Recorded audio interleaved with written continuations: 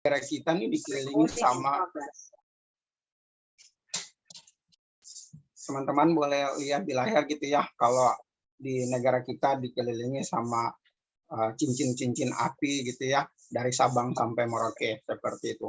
Nah, dalam Undang-Undang Nomor 24 Tahun 2007 mendefinisikan bahwa bencana sebagai rangkaian peristiwa yang mengancam dan mengganggu kehidupan masyarakat yang disebabkan baik oleh faktor alam, faktor non-alam, maupun faktor manusia itu sendiri, sehingga mengakibatkan korban jiwa manusia, kerusakan lingkungan, kerugian harta benda, dan dampak psikologis juga ternyata, gitu ya teman-teman.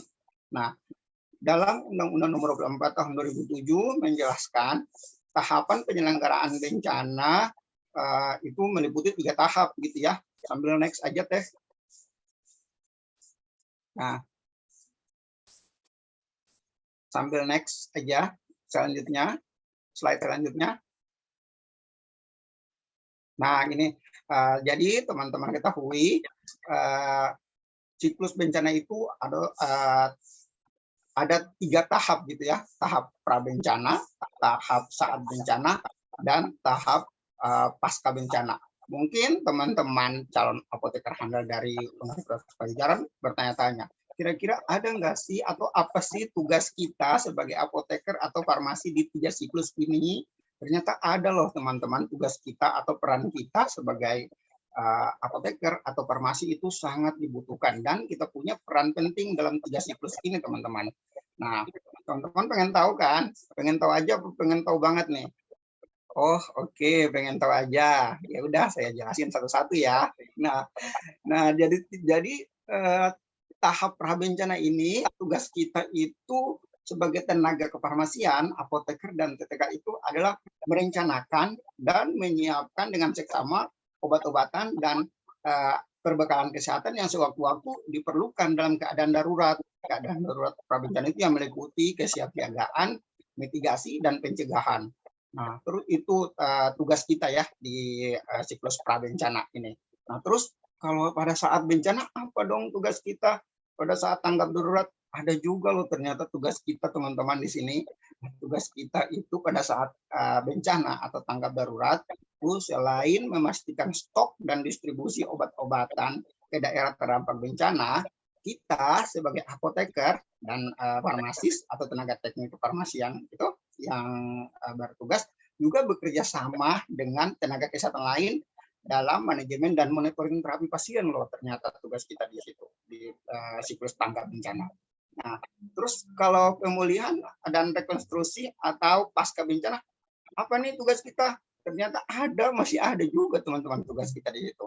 Nah, pada saat tahap pasca bencana atau pemulihan dan rekonstruksi ini, kita sebagai tenaga kefarmasian, apoteker dan tenaga teknik kefarmasian itu bersama-sama dengan tenaga kesehatan lain bertugas untuk memberikan layanan kesehatan pasca bencana, termasuk memberikan konseling penggunaan obat dan melakukan inventarisasi serta evaluasi tindakan yang telah dilakukan pada saat prabencana dan saat bencana gitu teman-teman. Tugas kita ternyata tugas kita cukup berat juga kan ya teman-teman di siklus bencana ini. Oke, kita next ke slide selanjutnya. Nah, teman-teman pasti bertanya-tanya dong, kira-kira kenapa sih pengen mau jadi relawan gitu? Kenapa bukan kerja di tempat seperti teman-teman yang lain, kayak di rumah sakit, di apotik, atau di industri gitu ya, atau berkontribusi seperti teman-teman biasa gitu, teman-teman apoteker atau teman-teman farmasi pada biasanya gitu. Teman-teman, setiap kita melangkah atau kita mengambil keputusan atau kita melakukan sesuatu pasti punya alasan, oke? Nah, gitu. Saya tuh alasannya untuk menjadi relawan atau dulu istilah awalnya tuh relawan, tapi kalau sekarang istilah backendnya itu social work, gitu ya. Jadi saya ini termasuk para pekerja sosial, gitu. Nah, saya itu terinspirasi dari lagu Himne IA loh ternyata teman-teman. Nah, jadi lagu Himne IA ini akan teman-teman dengarkan pada saat teman-teman nanti sumpah apoteker. Nah, saya doakan semoga semuanya pada lulus apoteker ya tepat waktu lulus 100% ya, semoga ya. Jadi nanti teman-teman bisa mendengarkan lagu Himneia ini. Lagu ini sangat menyentuh sekali gitu ya. Dan itu yang membuat saya untuk menetapkan diri saya, oh ya saya harus jadi relawan atau saya harus jadi pekerja sosial saja untuk mewakili teman-teman apoteker yang ada di seluruh Indonesia ini gitu seperti teman-teman. Oke, kita bisa lihat lagunya ke slide selanjutnya. Nah, ini nih lagu Himneia itu yang diciptakan oleh Pak Sahrir Hananu. Nah, saya itu terinspirasi dengan kata-kata yang saya warnai warna merah itu ya. Jadi saya sebenarnya pengen ajakin teman-teman bernyanyi, tapi karena waktunya tidak pas ya, atau waktunya sempit, tidak memungkinkan. Jadi teman-teman bisa lihat saja waktunya. Untuk teman-teman tidak penasaran, nanti pada saat teman-teman Sumpah Apoteker, teman-teman akan mendengarkan lagu ini dan teman-teman bisa meresapi lagu ini tuh sampai ke jiwa teman-teman, itu sangat menyentuh. Jadi kata-kata yang bikin saya menyentuh, yang bikin saya tersentuh itu, jadikan hadirmu jati dirimu, tegakkan cita kemanusiaan. Itu pada saat saya Sumpah Apoteker, teman-teman merinding banget waktu itu. Oh ternyata lagu ini sangat pas buat kita apoteker gitu. Dan ini menjadi motivasi saya untuk bekerja sebagai pekerja sosial atau relawan gitu ya, istilah awamnya relawan gitu. Nah, oke, selanjutnya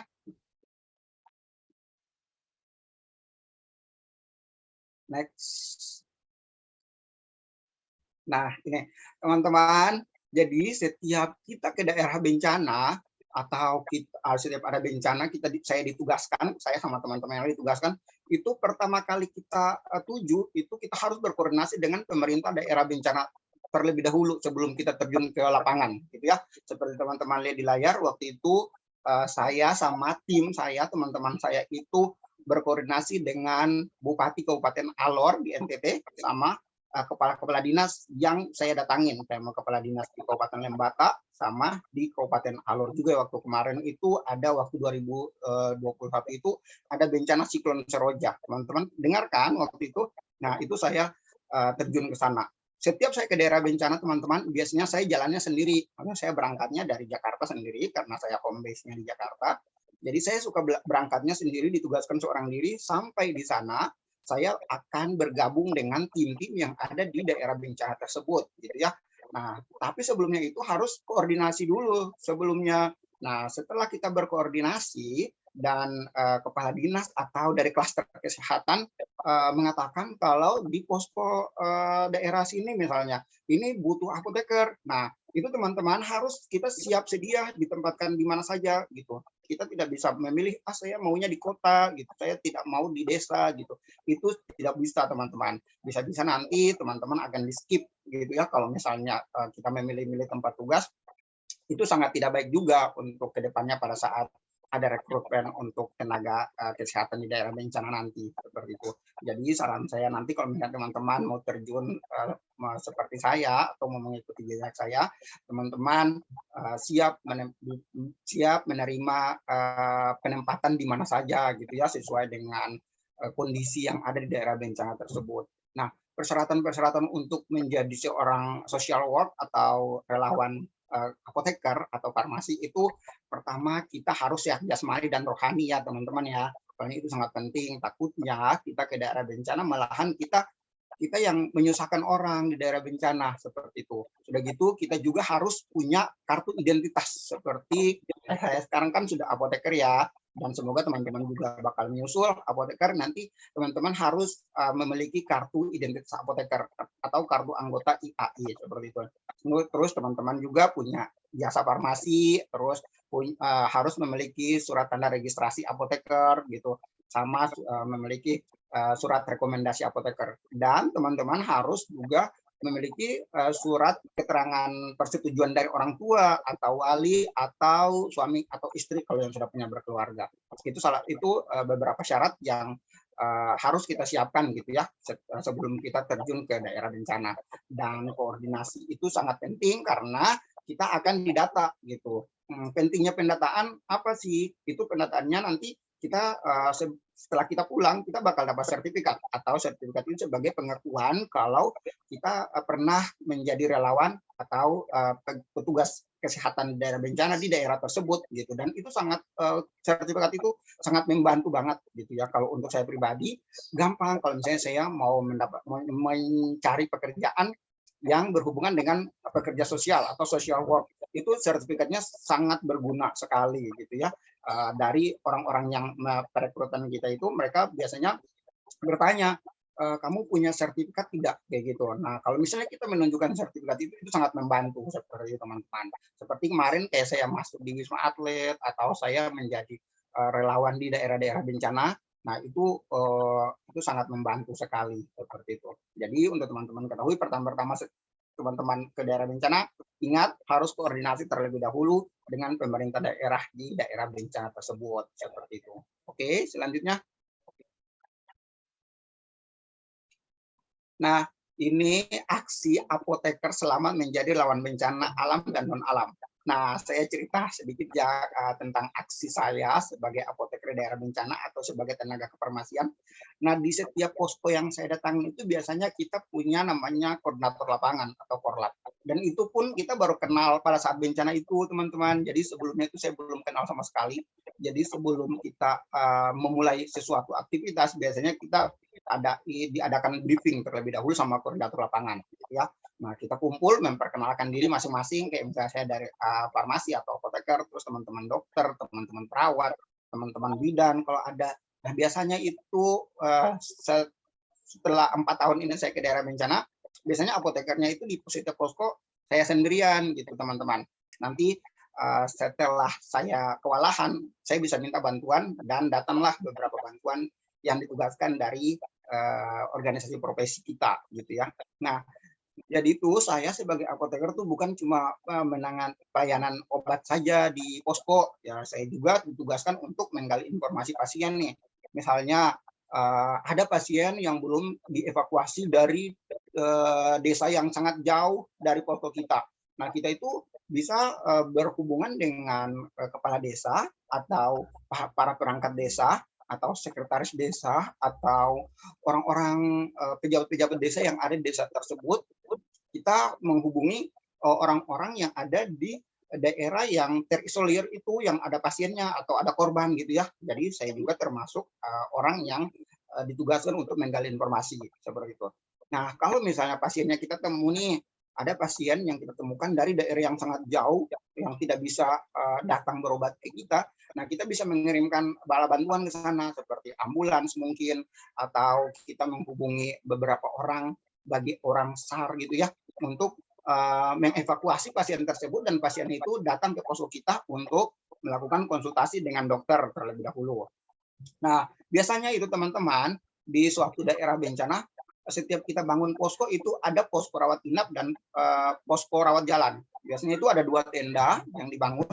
Nah, jadi kalau misalnya ada pasien rawat inap, pasien itu ditangani sama perawat terlebih dahulu gitu ya. Kayak misalnya pasiennya luka, terus lukanya itu dibersihkan segala macam, ditangani sama perawat. Nah, kalau sudah bersih, perawatnya itu langsung ini menyerahkan pasien gitu ya, atau datang ke dokter, ke ruangan dokter biasanya. Dan setelah itu dokter itu biasanya menuliskan resep. Nah, resepnya itu langsung ditangani oleh saya sebagai apoteker. Nah, gitu. Dan obatnya itu saya berikan ke pasien, dan saya melakukan evaluasi dan monitoring juga kepada pasien itu selama dirawat di posko kita. Nah, tapi kalau pasiennya rawat jalan, biasanya itu pasiennya itu datang mendaftar, gitu kita punya tempat pendaftaran, dan langsung berhubungan dengan dokter. Setelah mendapat pemeriksaan dari dokter, dokter biasanya memberikan resep. Nah, itu langsung resepnya itu diambil oleh saya sebagai apoteker yang ada di posko itu. Nah, saya sama seperti yang pasien lainnya tugas yang memberikan obat ke pasien, terus saya melakukan evaluasi dan monitoring juga. Untuk teman-teman ketahui, biasanya di posko kita itu perawat itu kurang lebih sekitar 20 orang, biasanya kalau satu posko. Terus kalau dokter itu, dokter umum biasanya sekitar 15 orang, yang selama ini saya pergi sama teman-teman saya. Dan apotekernya itu kadang saya sendiri, kadang saya dibantu juga sama beberapa teman-teman apoteker yang mendapat utusan dari lembaga atau organisasi kita gitu, organisasi profesi. Nah, seperti itu teman-teman. Oke, selanjutnya. Next. Nah, tugas kita, peran kita sebagai apoteker di daerah bencana itu sangat penting, teman-teman. Karena apa? Karena apoteker atau tenaga kefarmasian itu sangat dibutuhkan di daerah bencana. Karena yang berkewajiban melakukan pelayanan obat-obatan daerah bencana adalah kita, gitu ya, teman-teman ya, apoteker atau farmasi. Dan tugas kita itu adalah mengelola obat-obat yang meliputi perencanaan, permintaan, penyimpanan, pendistribusian, pelayanan obat, dan pencatatan pelaporan. Jadi itu tugas kita semuanya itu sampai di pelaporan pencatatan. Kalau waktu di Wisma Atlet di Rumah Sakit Darurat COVID-19 itu kita bertugaskan satu tim itu kurang lebih 5-6 orang. Seperti itu ya teman-teman ya. Nah, dan di situ tuh kita shift-shiftan. Itu shiftnya 3 shift, pergantian 3 shift, dan itu memakan waktu 8-10 jam untuk satu shift. Jadi kalau tugas kita tuh benar-benar sampai selesai, sampai di pencatatan pelaporan, kita setiap hari itu melakukan stock of name kalau untuk di Rumah Sakit Wisma Atlet ya. Nah, jadi sampai setelah itu, setelah kita melakukan stock of name, kita menyusun obat-obat untuk hari itu, obat narkotik, psikotropik semua sudah di stok, baru kita menyerahkan ke tim yang menggantikan kita pas oplosan gitu ya. Nah, kalau di daerah bencana biasanya saya itu melakukan stok outname-nya itu setiap hari, tapi kontrolnya untuk penyerahan atau untuk melakukan permintaan obat ke Jakarta atau ke tim atau ke lembaga yang mengajak saya untuk pergi itu biasanya 1 minggu gitu ya teman-teman.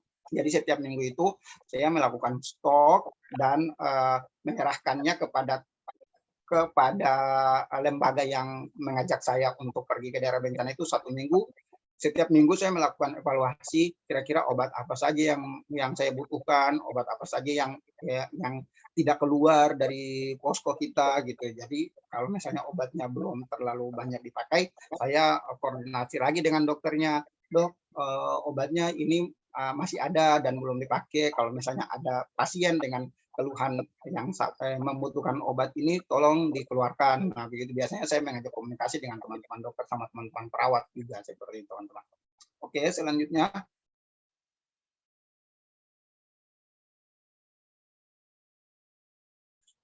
Next. Nah, ini teman-teman, ini data permintaan dan pendistribusian obat dan perbekalan kesehatan saat terjadi bencana, gitu ya. Ini saya ambil dari buku pedoman kebencanaan dari Kementerian Kesehatan gitu. Nah, jadi setiap ke daerah bencana itu kalau misalnya biasanya kan kita bawa amunisi nih, obat dan perbekalan kesehatan di daerah bencana. Tapi kalau misalnya perbekalan kita, obat dan alat kesehatan kita habis, kita bisa loh meminta bantuan ke pemerintah setempat gitu ya. Tapi ada aturan-aturannya gitu. Kayak misalnya saya di posko kesehatan, kalau misalnya obat saya habis, saya bisa ke puskesmas terdekat atau rumah sakit terdekat gitu untuk meminta bantuan. Tapi kalau misalnya rumah sakitnya atau puskesmasnya tidak punya stok, biasanya itu saya diarahkan ke dinas kesehatan kabupaten kota seperti itu. Nah, tapi kalau misalnya dari dinas kesehatan kabupaten kota juga tidak punya stok atau tidak ada, biasanya ke dinas kesehatan provinsi. Nah, kalau dari provinsi juga kekurangan atau tidak ada, baru minta bantuan ke Kementerian Kesehatan, seperti itu alurnya. Jadi teman-teman bisa lihat alur permintaan itu yang garis titik itu ya, dan kita melakukan permintaan. Nah, terus jalur pengiriman itu yang garis lurus panjang. Nah, itu seperti itu. Itu aturan yang diberlakukan sama pemerintah gitu ya. Nah, jadi teman-teman waktu saya melakukan permintaan dulu itu saya ada satu pengalaman unik karena waktu saya jadi relawan di Lombok itu pernah saya minta bantuan, tapi orang di rumah sakit itu maksudnya tidak terlalu percaya kalau saya apoteker gitu ya, mungkin tampang saya bukan tampang apoteker kali ya. Nah, jadi teman-teman seperti saya kasih tahu tadi, itu kartu identitas itu sangat penting gitu ya, seperti sama kayak KTP, kayak misalnya teman-teman kan kalau misalnya teman-teman masih belum apoteker, masih mahasiswa apoteker, teman-teman bisa bawa kartu mahasiswa kalau teman-teman pengen terjun ke daerah bencana juga, tapi teman-teman belum selesai atau belum mendapatkan kartu apoteker gitu ya. Teman-teman bisa membawa kartu identitas teman-teman atau kartu mahasiswa nanti pada saat teman-teman melakukan permintaan seperti saya dulu itu saya ke rumah sakit, saya hampir ditolak, terus saya menunjukkan kartu apoteker saya baru orang-orang di rumah sakit itu percaya kalau saya benar-benar apoteker. Nah, itu pengalaman saya. Jadi teman-teman kalau bisa, kalau teman-teman ke daerah bencana, jangan lupa hal-hal kecil seperti itu ternyata sangat bermanfaat atau sangat dibutuhkan gitu ya. Jadi waktu itu pada saat saya meminta bantuan, teman-teman orang-orang di sana menanyakan identitas saya gitu. Nah, seperti itu. Nah, habis itu kalau saya sudah membuktikan atau memperlihatkan identitas saya, baru deh saya dapat bantuan yang saya butuhkan gitu teman-teman. Jadi kalau misalnya saya butuhnya dulu itu paracetamol gitu ya, tapi di posko kita kebetulan paracetamolnya laris manis atau sangat dipakai gitu ya sama dokter, jadi habis gitu teman-teman. Nah, terus saya datang deh ke sana ke rumah sakit terdekat seperti itu atau ke puskesmas terdekat minta bantuan. Nah, dengan persyaratan-persyaratan tadi yang saya bawa. Untungnya itu saya bawa persyaratan-persyaratan itu, teman-teman. Oke, selanjutnya. Nah, ini jenis obat dan jenis penyakit sesuai dengan jenis bencana yang saya pernah datangin atau saya alami. Tapi ini juga saya sesuaikan dengan buku pedoman dari Pusat Krisis Kesehatan Kementerian Kesehatan, teman-teman, seperti itu. Nah, jadi kayak misalnya jenis bencana banjir itu jenis penyakit yang paling sering kita temukan itu di lapangan itu atau daerah bencana itu diare, dermatitis, ispa, asma, ini ada juga konjungtivitis, ada juga gastritis, sama trauma atau memar, gitu ya. Nah, obat-obat atau perbekalan kesehatan yang dibutuhkan itu seperti oralit, infusan RL, NaCl 0,9%, metronidazole, infuset, aboket, needle. Ini untuk diare, untuk diinfus ya. Nah, kalau untuk yang dermatitis biasanya itu yang dipakai itu CTM tablet, dexamethasone, prednison. Nah, salep 24 juga ada, ini hidrokortison salep, oxytetracycline salep, sama scabisit salep gitu. Nah, kalau untuk ISPA biasanya cotrimoxazole tablet, paracetamol tablet, sama sirup juga, dextro, CTM, sama antibiotik amoxilin juga, sama OBH juga biasa. Nah, kalau untuk asma biasanya itu yang kita gunakan salbutamol sama aminofilin seperti itu. Nah, untuk sakit mata biasanya kita pakai tetes mata sulfacetamid sama chloramphenicol tetes mata dan oxytetracycline salep mata. Nah, kalau untuk gastritis biasanya yang dipakai itu diresepkan itu antasida tablet dan suspensi, ranitidin tablet sama omeprazol juga, teman-teman. Nah, kalau untuk luka-luka memar biasanya itu kan pasien lari gitu ya pada saat bencana kayak gempa bumi, tiba-tiba pasiennya lari keluar rumah, biasanya itu mereka tuh berbenturan sama tembok atau sama atap seng yang jatuh, jadi mereka tuh kayak ada memar-memar. Mungkin biasanya yang kita siapkan itu kapas, kasa steril, betadine, ada paracetamol tablet juga gitu teman-teman. Nah, ini untuk jenis bencana banjir dan jenis penyakitnya. Oke, selanjutnya. Nah, ini jenis bencana gempa bumi atau tsunami dengan jenis penyakitnya. Ini seperti yang di Palu kemarin, teman-teman. Itu di Palu itu kan ada 3 bencana dalam satu waktu ya. Gempa bumi, tsunami, sama likuifaksi. Likuifaksi itu yang tanah berjalan itu, teman-teman. Jadi itu benar-benar ada loh. Saya pikir kayak di film-film aja, tentunya di dunia nyata juga ada, teman-teman. Saya pernah alami waktu itu, waktu di Palu. Tiba-tiba kita lagi berdiri nih di sini, teman-teman, kayak misalnya teman-teman lagi berada di tempat teman-teman, tiba-tiba tanah itu berjalan, teman-teman, bergeser dengan sendirinya. Nah, seperti itu. Nah, ini jenis bencana yang sesuai dengan jenis penyakitnya. Biasanya yang paling banyak itu pada saat gempa sama tsunami itu patah tulang, teman-teman, luka memar atau luka sayatan seperti tadi yang saya sudah mengutarakan sebelumnya. Biasanya itu kan kalau gempanya terjadi malam atau tengah malam, biasanya tuh kan kita bingung ya, pada langsung kabur, langsung lari. Pada saat kaget terbangun, biasanya itu banyak yang luka-luka karena mereka berbenturan dengan seng yang jatuh atau tembok, atau pada saat mati lampu mereka asal lari terus berbenturan dengan dinding atau seperti itu, teman-teman. Nah, ini jenis penyakitnya itu patah tulang, luka sayatan, ispa juga ada ya, teman-teman ya. Nah, gastritis, malaria juga ada asma, konjungtivitis, sama dermatitis. Nah, obat-obatan dan perbekalan kesehatan seperti tadi yang sama, obatnya seperti banjir juga, tapi kalau misalnya di bencana itu, di gempa itu biasanya tuh ada kantong mayat juga, tsunami kayak kemarin di Palu itu sama di Banten, itu kantung mayat sangat dibutuhkan, sama tandus, palak untuk penyangga tangannya gitu ya, atau kaki yang patah gitu. Nah, elastis perban juga sangat dibutuhkan, alkohol 70%, betadin.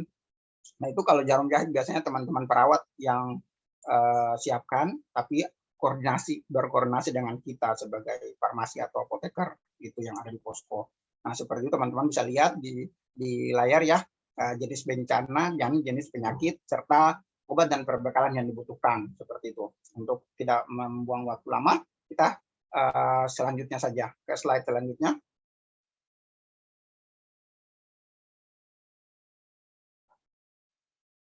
Oke, selanjutnya.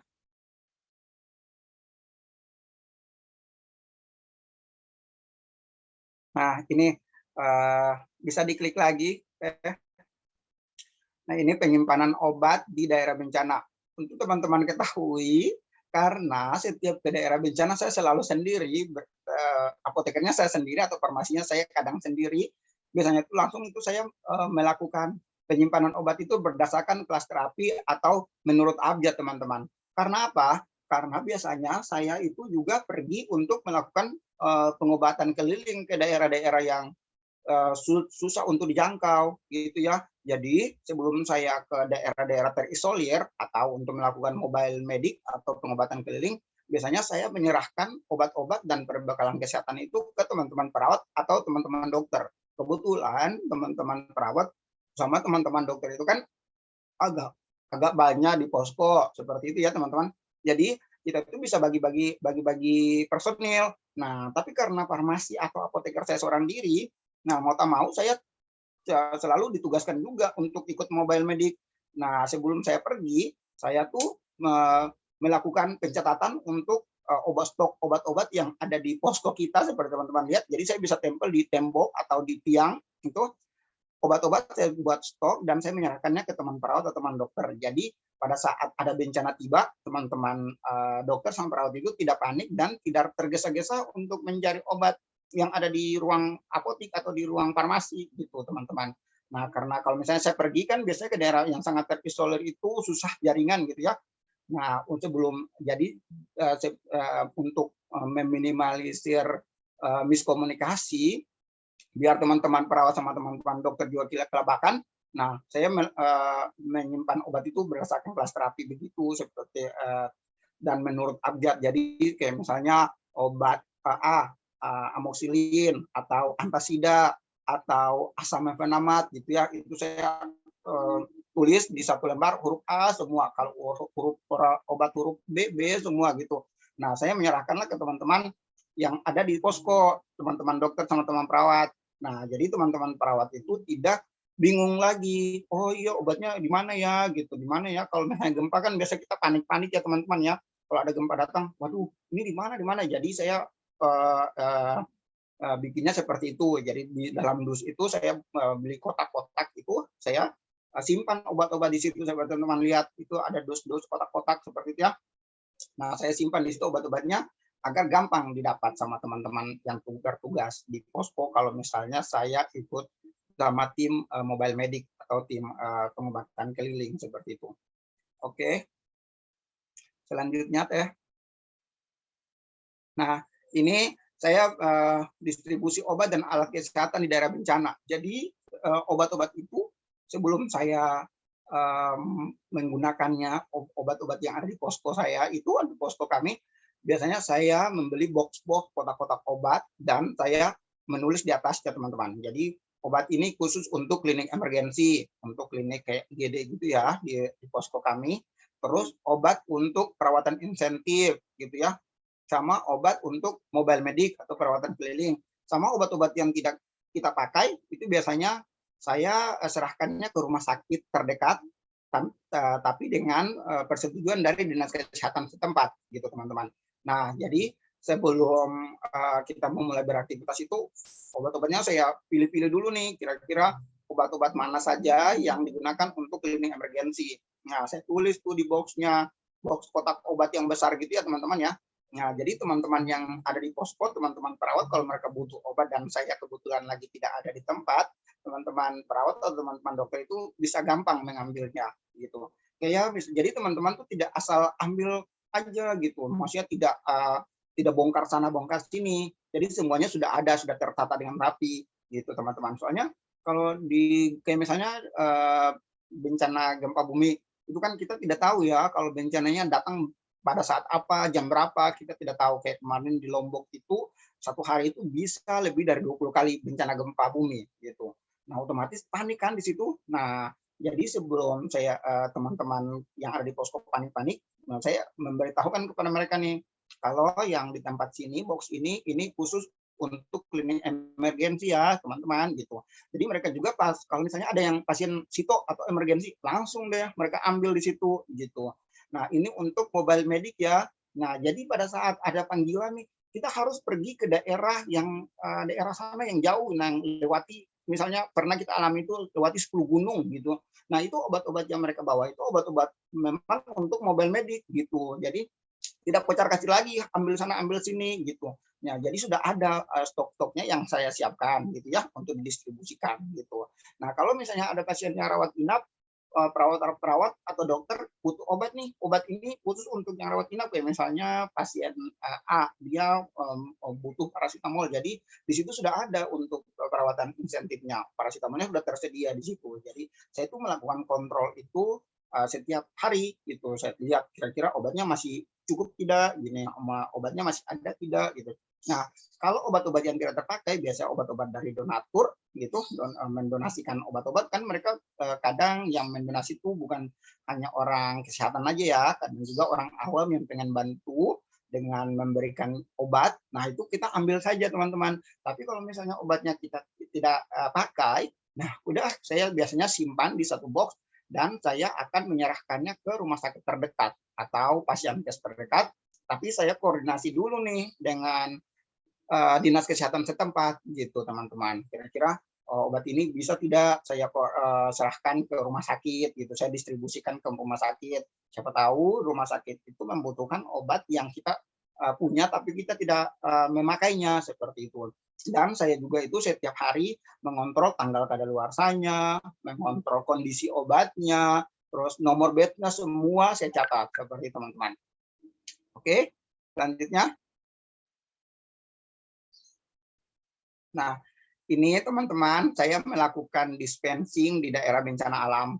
Ini waktu saya melakukan mobile medik waktu di daerah Palu sama di Lombok itu daerahnya jauh sekali dari kota, dari posko induk kita. Jadi kita pergi melakukan mobile medik dan saya melakukan edukasi kepada pasien tentang menggunakan obat dengan baik dan benar, gitu ya. Nah, jadi teman-teman, selain berperan dalam pengaturan dan pendistribusian obat dan perbekalan kesehatan, kita apoteker dan tenaga teknik kefarmasian juga berperan dalam edukasi dan konseling pasien selama masa bencana, selama kita berada di daerah bencana gitu ya teman-teman ya. Nah, fungsi peran ini untuk menjamin keamanan dan penggunaan obat yang tepat gitu ya. Meminimalisir efek samping juga gitu ya teman-teman, melakukan pemantauan terus efek samping yang terjadi serta keamanan manfaat dan memantau kepatuhan minum obat pasien korban bencana seperti itu. Nah, ini tugas saya kemarin sama teman saya dan yang TTK atau farmasi ya gitu ya, farmasi di daerah bencana seperti itu teman-teman. Oke, selanjutnya. Nah, ini saya melakukan monitoring dan evaluasi. Biasanya itu teman-teman, saya melakukan monitoring dan evaluasi buat pasien lansia dan pasien anak-anak yang terlepas dari keluarganya atau yang pada saat bencana mereka kan biasanya menyelamatkan diri masing-masing nih. Nah, kalau misalnya pasiennya yang datang sama keluarga, biasanya itu saya menyerahkan obatnya itu ke keluarganya yang bisa menjelaskan lagi ke pasiennya. Misalnya pasiennya seperti yang ada di posko tersebut yang bisa baca atau pasien yang dewasa yang bisa mengerti dengan bahasa keadaan kakeknya gitu ya. Nah, biasanya itu itu saya menyerahkannya dengan saya melakukan edukasi ke keluarga pasien, baru keluarga pasien nanti menyerahkannya ke ini si kakek-kakek atau anak-anak gitu. Tapi kalau misalnya si kakek-kakek atau nenek-nenek yang terpisah sama keluarganya, biasanya saya yang melakukan monitoring sama evaluasi sampai benar-benar mereka sembuh seperti itu. Nah, seperti teman-teman lihat di layar ini orang kakek dan nenek ini terpisah dari keluarganya pada saat bencana gempa bumi, gitu ya. Jadi karena di posko itu atau di situ neneknya ini sendiri atau kakeknya ini sendirian, jadi saya meminta kepada pasien lansia ini untuk datang ke posko, nanti saya yang mengatur jadwal minum obatnya seperti itu. Tapi kalau misalnya pasiennya tidak bisa datang, nah saya yang datangin ke sana ke posko tempat tinggalnya. Kebetulan biasanya itu posko kesehatan itu tidak jauh dari posko-posko yang ada di daerah bencana untuk para pengungsi-pengungsi. Nah, saya pernah punya pengalaman nih, saya mau cerita pengalaman waktu saya di Papua ya teman-teman ya. Di sini ada orang Papua nggak sih? Anak Unpad. Nah, itu saya pertama kali ke Papua ya teman-teman. Pengalaman pertama kali saya jadi relawan bencana banjir bandang di Papua, di Sentani. Itu kan di gunung ya teman-teman. Nah, untuk sebutan orang Papua itu ada Papua Gunung sama Papua Pantai. Gitu ya. Kalau masih di sana itu kan kalau Papua Gunung itu mereka masih mempertahankan kebudayaan-kebudayaannya mereka gitu ya, kayak ekoteka gitu ya teman-teman ya. Nah, datanglah seorang ibu sama bapak suami istri ke posko. Kalau orang Papua itu kan biasanya kita panggilnya dengan sebutan pace sama mace gitu ya. Untuk bapak itu biasa dipanggil pace. Dan kalau untuk ibu-ibu atau mama-mama biasa dipanggil mace gitu ya. Dan kita ini dipanggil kakak sama mereka gitu panggil sopannya. Nah, datanglah ini teman-teman, pace sama mace berobat di posko kita. Sudah gitu saya sudah mendapat ini nih informasi kalau ada pasien suami istri datang berobat gitu ya. Nah, udah daftar, terus pasien sudah perawat sudah cek ya kondisi keadaan pace sama mace ini ya pasien kami. Terus datanglah berobat ke dokter. Udah gitu dokter udah kasih resep dong karena kan banjir ISPA mereka waktu itu dalam keadaan banjir otomatis biasanya tuh yang penyakit yang banyak kita temui itu batu-batu, gatal-gatal gitu ya kalau di banjir bencana banjir gitu. Nah, setibalah pasien di saya di ruang farmasi, di ruang tunggu, ya udah saya dapat resep nih dari dokter. Saya lihat oh resepnya itu karena pasiennya batuk-batuk, paci sama batuk-batuk, dokter meresepkan Ambroxol. Sama alergi itu dokter resepkan CTM sama ada antibiotik itu salep gitu ya. Dokter kasih salep untuk lukanya gitu. Nah, sudah gitu saya sudah siapkan nih obatnya di ruang farmasi. Terus karena saya mau paci sama macinya minum obatnya dulu sebelum mereka pergi meninggalkan posko, nah sekalian saya sambil edukasi nih cara minum obatnya nanti untuk paci sama maci selanjutnya ke rumah di posko gitu ya. Biasanya tuh dokter kasih untuk 3 hari. Nah, saya bilang sama paci sama maci, obatnya saya kasih minum dulu. Saya bilang, paci sama maci ini obat untuk 3 hari ya. Nanti diminum per 3 kali 1 itu per 8 jam gitu ya. Nanti kalau yang obat salepnya itu dipakai setelah mandi pagi sama mandi sore gitu ya. Nanti dioles tipis-tipis saja gitu. Nah, sudah gitu ya udah obatnya minum dulu nih. Saya kasih minum lah obatnya. Waktu itu mereka datangnya kan siang. Jadi saya kasih minum yang obat siangnya nih. Terus saya bilang nanti 8 jam lagi itu pasti sama aja minum untuk yang malamnya ya. Terus dia jawab, iya kakak gitu. Karena kan mereka panggil kita kakak gitu ya. Nah, sudah gitu udah, tahu nggak teman-teman? Besok pagi, Pati sama Maji sudah datang lagi di posko kita. Nah, saya kan jadinya bingung. Loh, kok bisa datang lagi? Kan ini obat untuk 3 hari, belum cukup 3 hari sudah datang. Tahu nggak sih, dibuat shock teman-teman. Apa jawaban Pati sama Maji? Obat yang kakak berikan ke kami itu sangat kecil gitu. Jadi obatnya sudah diminum semuanya. Tahu nggak kakak, Viva sama teman-teman? Jadi obat untuk 3 hari diminum dalam satu waktu itu. Yang besok paginya itu diminum semuanya tuh. Ya ampun, saya sangat shock, keringat dingin tuh teman-teman. Dibilang begini, saya bilang, wah kenapa diminum semuanya Pace sama Mace? Kata dia, obatnya itu sebesar biji nasi katanya. Kalau di sana kan bilangnya nasi itu biji nasi ya. Obatnya itu sebesar biji nasi. Kan teman-teman bisa lihat kan, Ambroxol sama paracetamol kecil sekali kan teman-teman ya, gitu ya. Jadi Pak Haji sama Maci karena saking pengen sembuh, obatnya tuh diminum dalam satu waktu. Ya ampun, saya sangat shock waktu itu teman-teman. Jadinya tuh, aduh saya bingung. Ya udahlah, saya panggil lah ini Pak Haji sama Maci karena saya tidak mau memperlihatkan kebingungan saya di depan pasien. Saya ajak konsultasi ke dokter. Jadi mulai dari hari itu saya sama dokter dan teman-teman perawat setiap ada jam minum obat kita yang datangin posko-posko itu untuk memberikan obat kepada pasien-pasien yang ada di dekat posko kesehatan kami teman-teman. Aduh itu pengalaman yang sangat bikin saya stres waktu itu. Ini obatnya diminum dalam satu waktu. Nah itu tuh pengalaman-pengalaman kayak gitu kalau bisa juga teman-teman memperhatikan nanti ya apa yang saya sampaikan nanti teman-teman kalau yang baik-baik teman-teman bisa ambil sebagai pelajaran seperti itu. Ada juga nih pengalaman saya waktu di Lombok. Adakah orang Lombok di sini? Nah, biasanya itu kalau di Lombok itu atau daerah-daerah tertentu itu ada nama-nama bangsawannya ya, seperti itu. Mungkin di daerah Jawa Barat juga ada nama-nama bangsawan. Nah, kalau di Lombok itu kalau untuk sebutan laki-laki itu biasa lalu gitu ya. Kalau lalu Anwar atau lalu Syahrul gitu ya. Nah, kalau untuk perempuan biasa ada nama bangsawannya itu apa namanya itu kalau untuk orang Lombok itu sebutan bangsawan baik gitu ya. Kayak misalnya baik Afifa gitu. Nah, itu ada nama-nama bangsawannya gitu. Kayak baik Arnita gitu. Ternyata saya ini belum tahu kalau ternyata mereka itu baik sama lalu itu nama-nama bangsawan gitu. Untuk panggilan-panggilan bangsawan. Nah, saya tak kasih obat vitamin ke seorang pasien nama lalu, tapi saya cuma tulis lalu gitu. Tahu-taunya vitamin itu diminum sama pasien lalu yang lain gitu teman-teman. Mulai dari hari itu saya juga shock waktu itu. Untungnya itu cuma vitamin gitu ya, bukan obat yang bisa membahayakan pasien gitu. Nah jadi mulai dari saat itu biasanya tuh saya menuliskan nama pasien di tiket itu dengan minimal 2 angka atau dengan tanggal lahir seperti itu teman-teman. Nah, jadi pada saat kejadian-kejadian begitu tuh saya menjadikannya sebagai pelajaran saya untuk ke daerah-daerah bencana lainnya seperti itu. Nah, oke. Selanjutnya. Nah, ini teman-teman, setiap kita melakukan sesuatu atau kita bekerja, kita tidak mungkin bekerja seorang diri, teman-teman ya.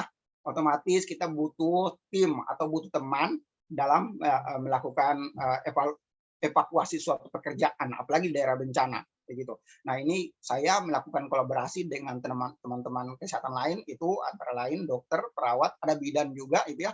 Nah itu teman-teman lihat, itu pada saat kita melakukan pengobatan keliling di daerah yang sangat jauh dan harus membutuhkan perjalanan udara. Nah waktu itu kita menggunakan helikopter TNI sama helikopter dari kepolisian, punya polisi ya, ke daerah bencana yang tidak bisa dilalui dengan akses jalan darat seperti itu. Kayak misalnya daratnya itu pada saat kita datangin di daerah bencana itu, ini waktu di Papua sama di Palu gitu ya, itu ada tanah longsor dan tanahnya itu terbelah putus dan kita tidak bisa melewatinya. Nah, otomatis kita harus bekerja sama dengan TNI atau polisi untuk mendapatkan kendaraan seperti helikopter ini, teman-teman. Jadi, teman-teman calon apoteker handal dari Unpad nih, kalau misalnya mau pengen naik helikopter atau pengen merasakan sensasi helikopter, boleh nih gabung dengan saya ya. Nanti kita jadi pekerja sosial di daerah bencana, kita menikmati helikopter lagi bersama-sama, oke? Nah, seperti itu. Nah, jadi ini nih waktu saya melakukan mobile medic dengan menggunakan helikopter di daerah bencana yang sangat jauh sekali, terisolir sekali, seperti itu. Oke, selanjutnya. Nah, ini yang seperti saya sudah bilang terlebih dahulu itu tadi kita melakukan mobile medic atau pengobatan keliling. Jadi walaupun saya apoteker seorang diri di lapangan, tapi saya juga mendapat kesempatan untuk melakukan mobile medic atau pengobatan keliling, teman-teman.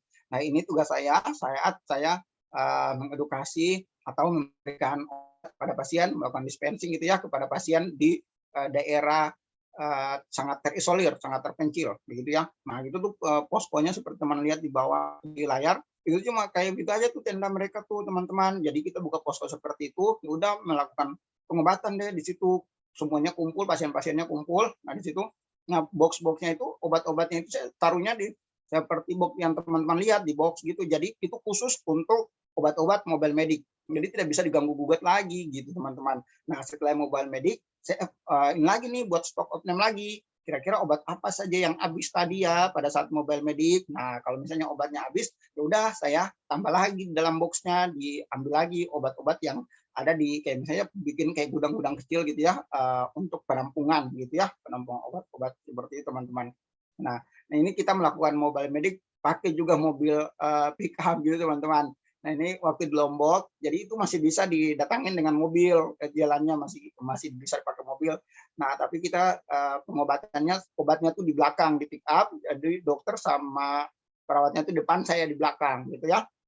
Di pick up. Jadi kita tidak menurunkan obat seperti yang teman-teman lihat di foto yang kiri sama yang di bawah, tapi saya tetap di atas mobil, di belakang itu melakukan pelayanan pengobatan gitu. Jadi dokter yang keluar ketemu pasien atau menjemput pasien, setelah itu pasiennya diarahkan ke saya. Jadi saya tidak, karena kita masih pergi dengan mobil, saya tidak perlu lagi menurunkan obat-obat dari pick up itu gitu teman-teman. Jadi obatnya tetap utuh di atas mobil, hanya dokter sama perawat saja yang menjemput pasien ke posko-posko gitu. Agar apa? Agar nanti saya tidak kewalahan kalau misalnya pada saat kita mau pergi lagi, otomatis kan obat-obatnya saya naikkan lagi ke atas mobil. Itu sengaja kita pakai mobil pick up, jadi obat-obatnya tetap di belakang gitu ya, di pick up-nya seperti itu teman-teman. Oke, selanjutnya. Nah, ini waktu saya sama teman-teman saya, dokter sama perawat yang ada di DKI, kita melakukan penanggulangan banjir di DKI Jakarta. Seperti teman-teman ketahui, Jakarta itu kan daerah rawan banjir juga ya. Nah, ini kita sengaja melakukan kolaborasi bersama-sama dengan teman-teman ID, PPNI, sama IBI dari Bidan gitu ya. Ya, jadi teman-teman farmasi, apoteker juga bergabung bersama-sama bersinergi untuk penanggulangan banjir di DKI kemarin, seperti teman-teman. Oke, ini sekedar lihat saja. Selanjutnya. Nah, ini yang terakhir waktu saya ke bencana erupsi di Gunung Semeru di Lumajang. Waktu itu saya berkolaborasi juga dengan teman-teman ID sama TNI untuk melakukan pengobatan kepada pasien-pasien yang ada di posko pengungsian seperti itu. Ini pasien-pasien yang jaraknya itu terlalu jauh dari Gunung Semeru. Ini kurang lebih sekitar 10 km saja waktu itu. Nah, kita datang, tapi ini kalau siang mereka suka naik ke atas membersihkan rumah-rumahnya gitu ya. Kalau malam turun lagi ke kota untuk istirahat di posko pengungsian seperti itu. Biasanya waktu itu di lapangan ada posko besar gitu ya, dibangun sama BNPB. Jadi kalau siang kayak begini saya sama teman-teman datang ikut pasien yang ada di atas di dekat gunung gitu ya. Mereka biasanya membersihkan rumah-rumahnya. Nah, kalau misalnya kita melakukan pengobatan di situ, kalau ada yang batuk, nah, mereka periksa ke dokter. Nanti saya sama teman saya yang farmasi atau apoteker giliran memberikan obat seperti teman-teman lihat. Jadi itu kolaborasi itu sangat penting ya teman-teman ya. Kita berhubungan dengan orang lain untuk melatih kita juga mengenal orang lain seperti itu. Nah, untuk bekerja secara tim itu harus sangat penting gitu ya, sangat dibutuhkan, itu sangat diperlukan. Kita tidak bisa bekerja seorang diri seperti itu teman-teman. Oke, selanjutnya. Nah, untuk teman-teman ketahui atau teman-teman pasti ada yang bertanya-tanya, kira-kira ada nggak sih tantangan atau suka duka di daerah bencana gitu ya? Otomatis pasti ada teman-teman, tapi yang paling banyak saya temui itu sukanya. Tantangan atau dukanya itu ada juga, tapi tidak terlalu banyak. Teman-teman, kalau misalnya kita melakukan sesuatu dengan hati, dengan jiwa, apa yang kita mau itu gitu ya, itu tuh kita sangat sangat senang gitu ya. Walaupun ada tantangan atau suka atau duka, itu pasti kita otomatis merasakannya tidak terlalu berlebihan gitu ya. Nah, ini teman-teman lihat tantangan waktu saya hadapi di daerah bencana bersama teman-teman saya itu teman-teman lihat di layar itu kita melewati tanah longsor gitu ya pada saat membawa bantuan atau melakukan pengobatan. Udah gitu, itu jalannya sebenarnya sangat sempit. Itu yang bisa lewati cuma satu jalur untuk motor gitu ya teman-teman ya. Itu pernah juga ada teman saya dokter pernah jatuh ke jurang itu, tapi alhamdulillah selamat gitu ya. Mereka bisa diselamatkan karena waktu itu mungkin keadaan jalannya licin atau mereka juga kurang hati-hati, jadi sempat jatuh tuh ke dalam jurang itu. Nah, sudah gitu juga tuh kayak obat-obat yang kita bawa tuh karena jalannya sempit, jadi otomatis mobilnya juga tidak bisa sampai ke atas ke gunung. Nah, jadinya kita angkat-angkat tuh kayak gitu tantangannya tuh.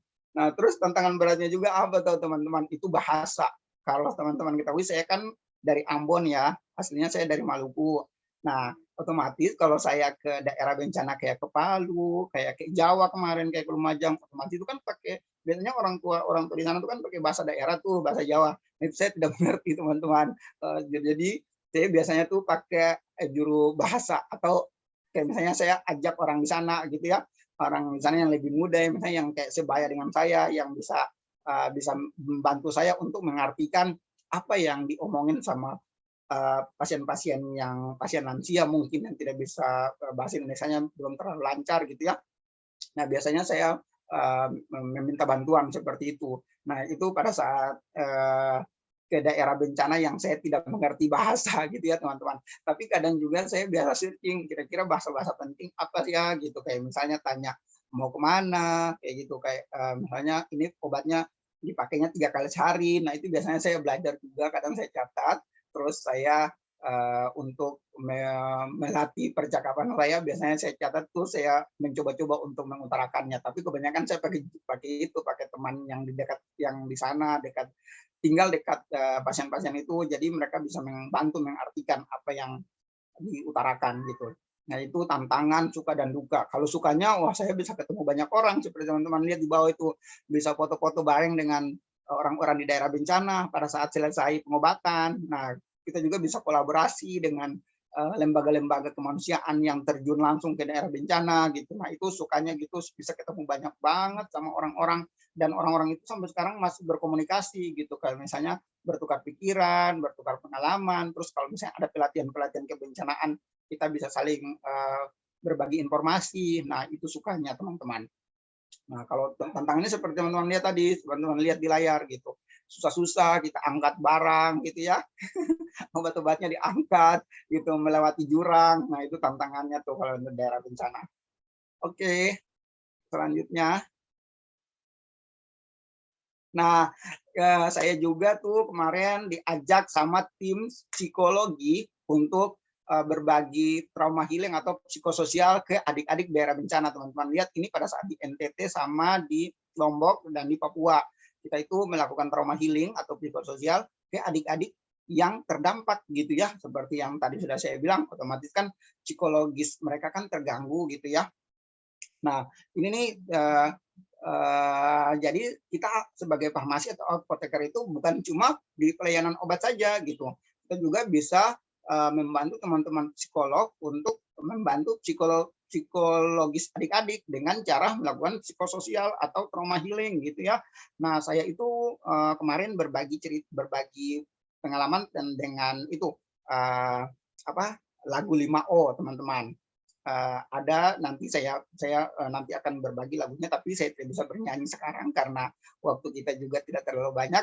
Nah, jadi waktu itu saya ajarin teman-teman atau adik-adik di daerah bencana itu dengan lagu 5 cara menggunakan obat yang baik dan benar gitu ya. Sama saya mengajarkan juga dengan golongan-golongan obat seperti kayak warna hijau di obat itu obat apa ya tandanya gitu. Kayak misalnya hijau itu untuk obat bebas, terus yang tanda biru itu obat bebas terbatas. Nah, itu saya ajarin juga buat adik-adik yang di daerah bencana. Terus kalau obat K sama lingkaran hitam merah itu apa gitu ya. Nah, saya ajarin juga tuh untuk materi trauma healing saya gitu ya. Jadi masih tetap ada farmasi-farmasinya gitu ya, berhubungan dengan ilmu kita atau jurusan kita seperti itu.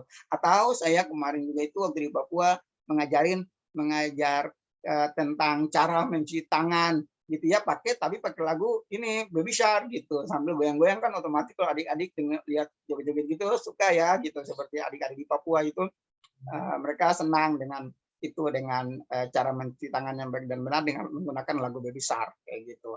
Nah, jadi teman-teman kalau misalnya teman-teman ke daerah bencana nanti, teman-teman terjun ke daerah bencana, teman-teman bisa juga nih gabung bersama teman-teman psikolog untuk melakukan psikososial gitu.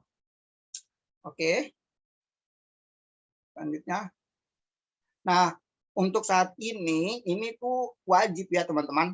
Kalau teman-teman mau terjun ke daerah bencana seperti saya, itu wajib teman-teman memiliki sertifikat pelatihan apoteker tangga bencana atau farmasi tangga bencana. Nah, kalau dulu saya itu waktu itu masih terjun bebas teman-teman. Jadi saya waktu itu belum pertama kali saya terjun ke daerah bencana waktu bencana Lombok tahun 2018 itu masih terjun bebas. Saya belum mengikuti pelatihan apoteker tangga bencana terlebih dahulu. Jadi saya masih bingung. Kira-kira saya harus bagaimana ya gitu. Saya harus berbuat apa gitu. Nanti di daerah bencana saya ngapain? Nah gitu. Itu benar-benar terjadi dengan kebingungan itu. Jadi tapi waktu itu saya langsung berkoordinasi dengan teman-teman dokter sama perawat kita jujur-jujur saja gitu kalau saya waktu itu. Jadi saya bilang kalau saya ini pengalaman pertama saya ke daerah bencana, saya belum pernah mengikuti pelatihan terlebih dahulu gitu. Nah, jadi teman-teman dokter atau tim kita itu bisa mengerti. Jadi mereka juga bisa memahami dan mengajarkan kira-kira yang saya tidak bisa apa gitu. Nah, terus kalau yang saya bisa ya udah saya melakukannya gitu ya, teman-teman. Nah, jadi kalau bisa teman-teman mau mengikuti jejak seperti saya sebagai pekerja sosial atau social work khusus apoteker atau farmasi, itu diwajibkan untuk mengikuti pelatihan apoteker tangga bencana terlebih dahulu agar teman-teman memiliki sertifikat dan sertifikat itu bisa dipakai nanti pada saat teman-teman mendaftarkan diri sebagai tenaga apoteker tangga bencana atau farmasi tangga bencana atau tenaga kesehatan yang mau terjun ke daerah bencana. Nah, biasanya dari kementerian atau dari BNPB biasa pada saat perekrutan itu mereka menanyakan tentang sertifikat pelatihan terlebih dahulu gitu. Kalau misalnya yang sudah punya sertifikat itu bisa gampang, teman-teman. Apalagi saat ini kan kayak misalnya masuk Wisma Atlet itu udah banyak banget yang berminat ya teman-teman. Kalau awal-awal kita dulu itu sedikit peminatnya. Tapi pada saat banyak apoteker yang sudah lulus, nah kayak gitu biasanya udah banyak tuh yang berminat. Nah, mungkin mereka juga sambil mau belajar kayak gitu. Nah, dengan persyaratan-persyaratan pelatihan tangga bencana ini bisa mudah untuk masuk sebagai tim kesehatan tangga bencana atau apoteker tangga bencana gitu. Nah, itu salah satu syarat juga untuk saat ini yang diberlakukan pada saat perekrutan apoteker tangga bencana seperti itu. Jadi teman-teman kalau bisa kalau teman-teman mau mengikuti jejak saya, teman-teman kalau bisa ikuti pelatihan terlebih dahulu agar teman-teman itu dengan gampang atau mudah dapat direkrut ya atau diterima sebagai tim tangga bencana seperti itu.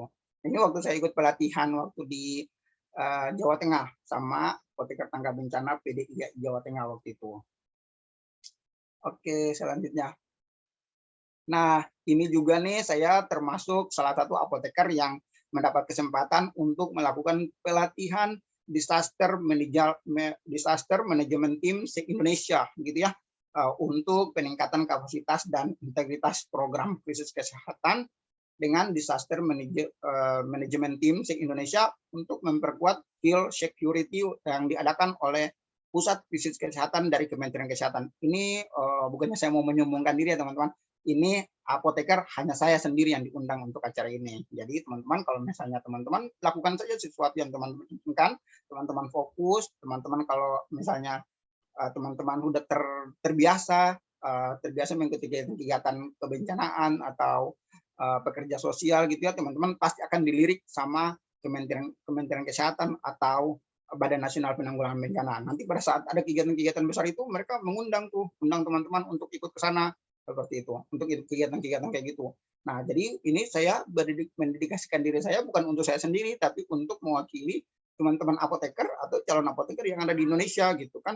Nah, yang saya bawa ini nama apoteker. Kebetulan saya juga terlibat atau dilibatkan dalam pengurus tim di Emergency Medical Team Ikatan Dokter Indonesia. Jadi IDI itu punya kayak organisasi ATB gitu ya.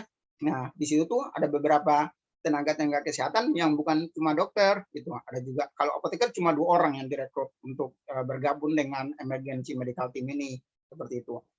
Terus salah satunya saya gitu. Nah, jadi pada saat kegiatan-kegiatan kita diundang nih teman-teman untuk mengikuti pelatihan-pelatihan ini gitu kan. Misalnya mereka mungkin pikir dia sudah lama gitu terjun ke daerah bencana. Nah, bisa tuh diundang untuk mengikuti pelatihan-pelatihan yang berhubungan dengan kebencanaan kayak gitu teman-teman. Oke, selanjutnya. Nah, kita masuk nih ke kesimpulannya teman-teman.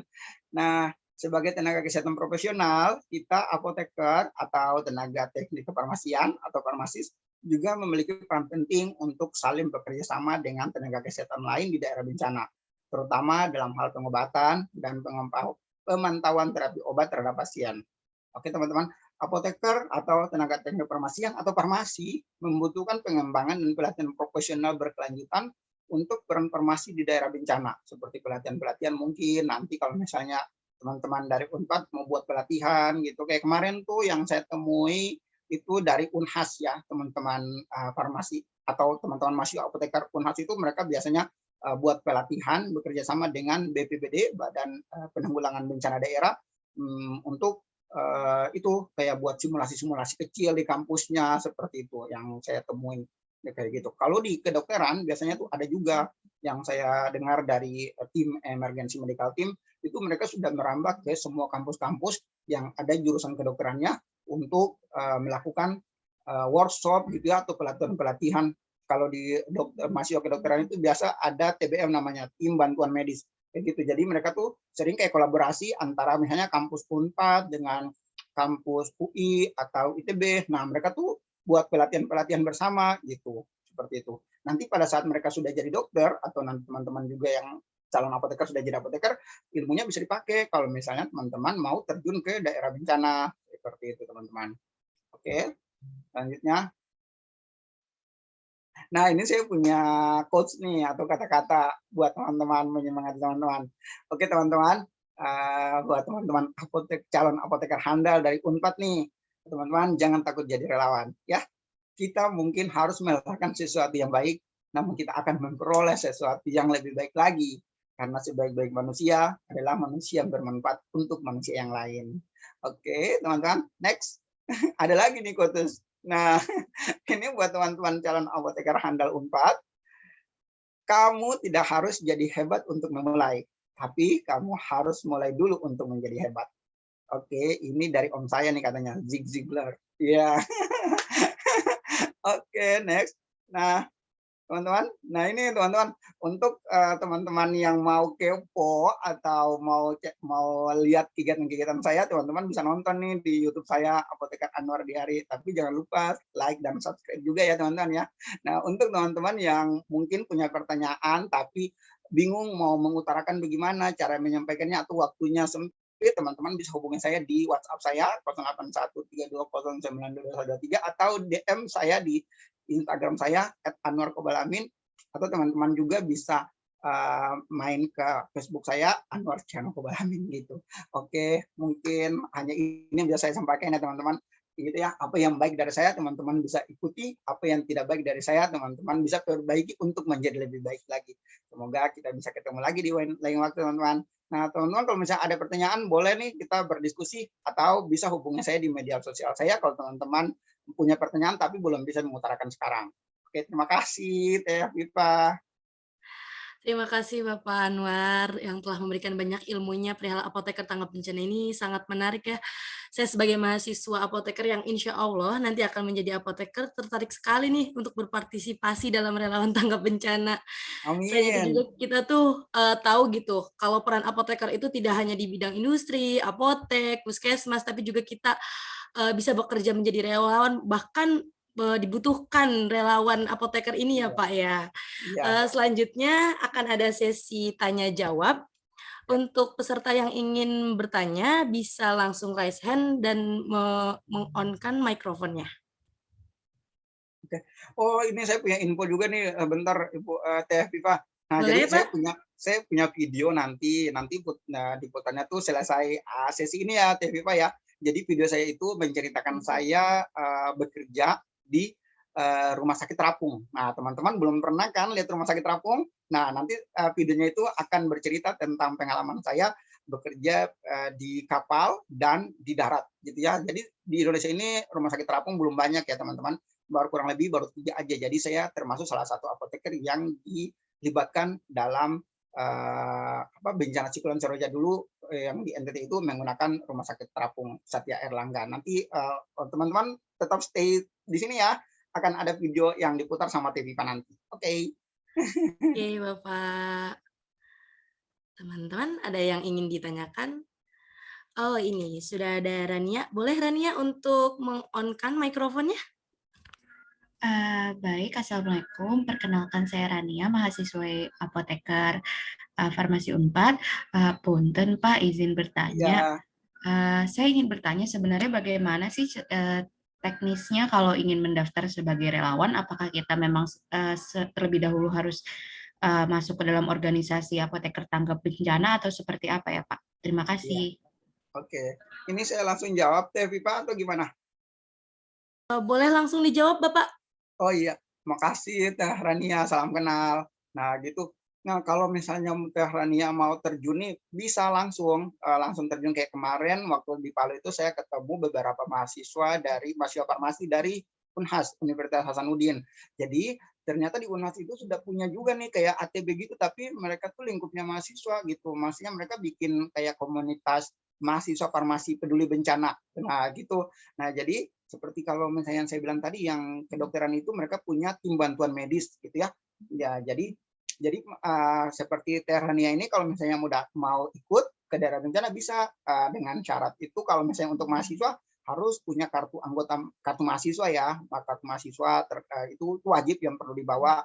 Terus izin orang tua. Terus kalau misalnya Teh Rania mau ikut sama seperti kalau saya kan pindah-pindah, maksudnya saya tidak menetap di suatu lembaga, kayak misalnya saya kadang pergi dengan Kementerian Kesehatan, kadang saya pergi dengan lembaga-lembaga swasta. Nah, untuk kalau bergabung dengan Kementerian Kesehatan itu biasanya kita mendapat MCU gratis, medical check up gitu. Jadi kita tuh dicek semua keadaan kondisi tubuh kita, kira-kira kita sehat tidak gitu ya. Untuk ke daerah bencana, soalnya kan daerah bencana itu kan berat ya gitu ya, karena kita seperti kita mau berperang gitu, tapi kan berperangnya itu bukan berperang dengan senjata, maksudnya kita berperang ke daerah bencana menolong orang gitu ya, kita mau terjun itu harus sehat. Nah jadi kalau misalnya Terania mau mengikuti jejak seperti saya bergabung dengan Kementerian Kesehatan, nah itu biasanya dapat medical check up, nah kayak gitu. Jadi Terania itu bisa langsung gabung dengan lembaga-lembaga kemanusiaan yang swasta atau yang lain, bisa saja gitu. Nanti mendaftarkan diri sebagai tenaga farmasi dengan catatan punya beberapa syarat-syarat yang sudah saya sebutkan tadi gitu. Kayak misalnya harus minimal punya memiliki kartu kartu mahasiswa yang menyatakan kalau Terania ini mahasiswa farmasi. Jadi Terania itu ditempatkan di bidang farmasi atau di bagian farmasi kefarmasian seperti itu. Bisa saja gitu. Tapi kalau misalnya untuk kalau Terania sudah jadi apoteker nanti itu memang diwajibkan untuk saat ini ya, diwajibkan untuk mengikuti pelatihan apoteker tanggap bencana terlebih dahulu gitu. Tapi kalau misalnya Terania juga misalnya belum mengikuti pelatihan apoteker tanggap bencana tapi pengen langsung terjun nih gitu. Kayak seperti saya dulu terjun bebas bisa Terania nanti kan mengikuti apa yang ada yang alur-alur persyaratan yang di itu ya dipersyaratkan sama lembaga-lembaga yang biasanya Terania mau ikut kayak misalnya nih kayak saya dulu sering pergi dengan yayasan berbagi kasih, sebuah yayasan kemanusiaan yang memang bergerak di daerah-daerah bergerak di bidang kemanusiaan, bukan hanya bencana tapi kita juga kayak ada pengobatan-pengobatan gitu ya. Nah itu bisa saja Terania gabung-gabung kayak seperti itu.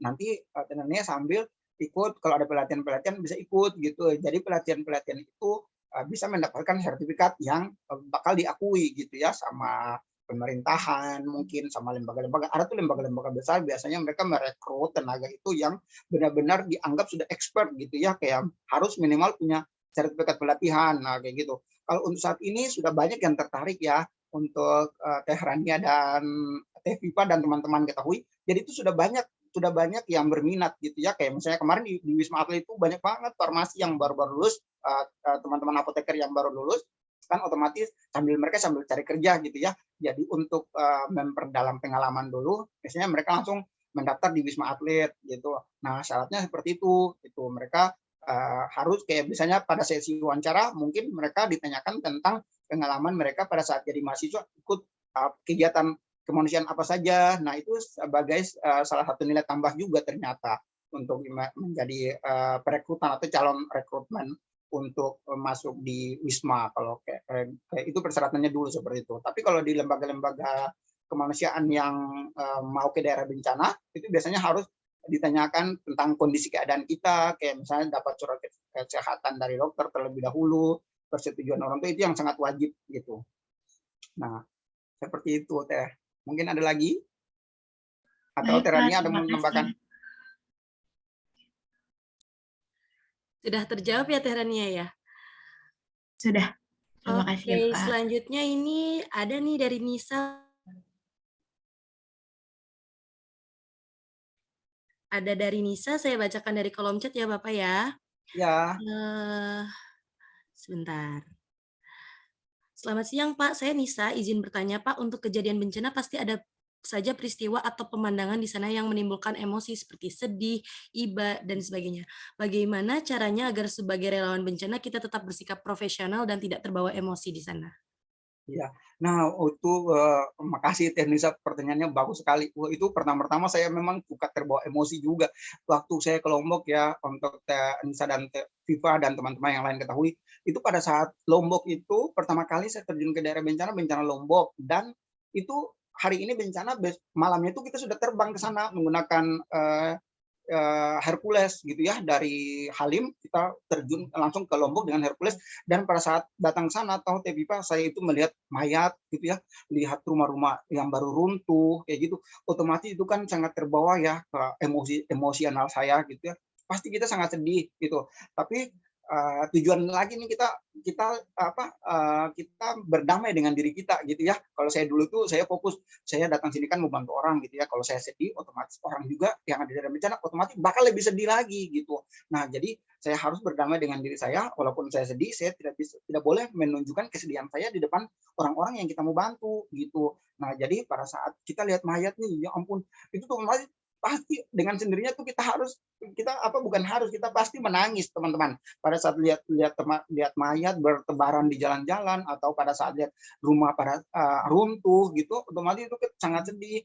Nah, tapi kita juga fokus nih ngomong ke diri kita, nah saya mau bantu orang gini, saya mau bantu orang, pokoknya bilang fokus kayak gitu, kayak kita mau ngomong ke diri sendiri, tugas saya kesini mau bantu orang, mau buat orang bangkit lagi gitu. Nah, jadi pada saat kita sampai ke posko, cepat-cepat kita bergabung dengan teman-teman kesehatan, kita membicarakan kira-kira apa yang kita lakukan gitu. Jadi kita tuh bersedih tapi tidak berlebihan atau berlama-lama gitu. Karena kita niatnya dari awal kita datang ini pengen bantu, kalau kesehatan ingin menyehatkan orang-orang yang ada di daerah bencana itu gitu, atau kita mau membantu psikologisnya adik-adik gitu, otomatis kan adik-adik sangat terpukul ya, kayak tadi yang teman-teman lihat itu pada saat kita melakukan psikososial, itu adik-adik tuh sangat banyak gitu, jadi mereka tuh kadang trauma, jadi gimana caranya kita merangkul mereka gitu. Nah, untuk mengobati rasa kesedihan kita, ya udah kita langsung berbaur gitu, dan kita harus bagaimana caranya membangkitkan uh, apa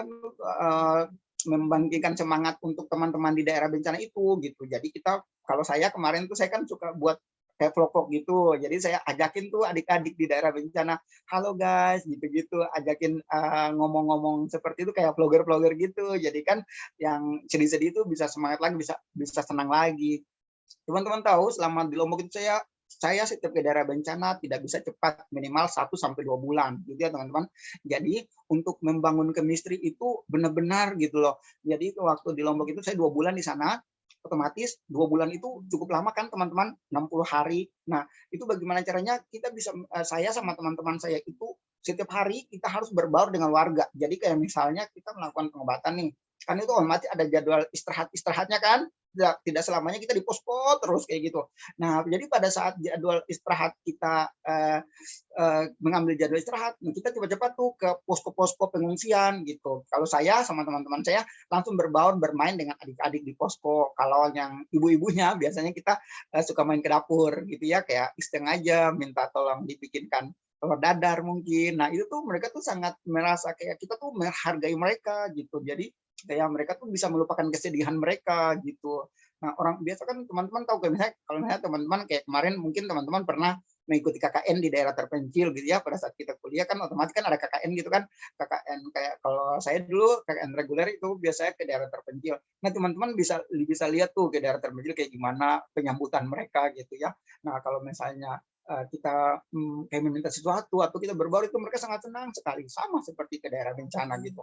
Jadi untuk meminimalisir kesedihan, langsung cepat-cepat kita berbaur. Kalau saya sama teman-teman saya kayak gitu. Biasanya kalau koordinator lapangan kita itu kan orang sudah berpengalaman. Nah, biasanya dia berbagi cerita juga seperti itu. Untuk kayak saya kan baru, ya maksudnya saya masih pemula waktu itu ya. Nah, jadi dia bilang sama saya, "Anwar, nanti kamu jangan terlalu di ruang obat saja ya, kamu juga harus bisa berbaur." Nah, biasa tuh kita dapat arahan.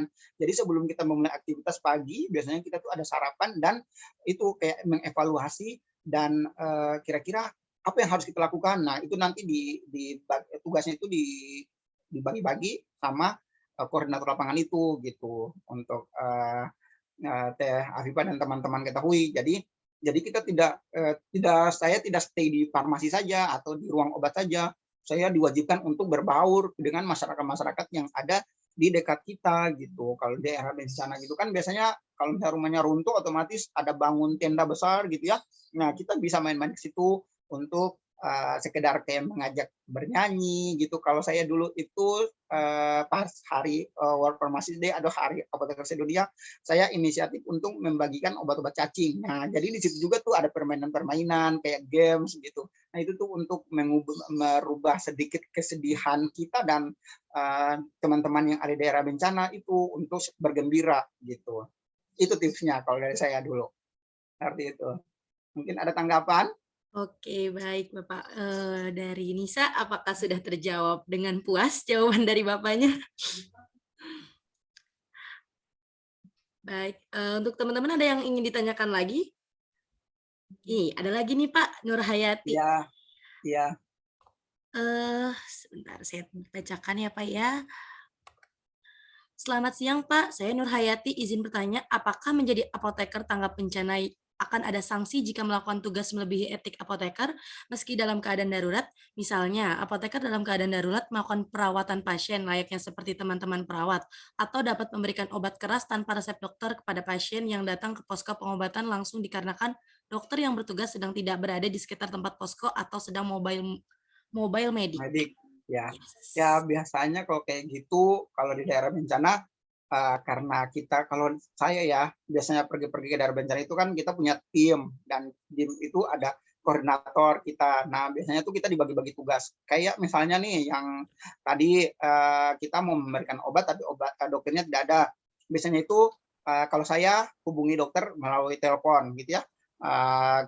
Saya telepon dokternya terlebih dahulu izin gitu ya, "Dok, ini ada pasien nih, gimana pasiennya sakit ini," misalnya gitu ya.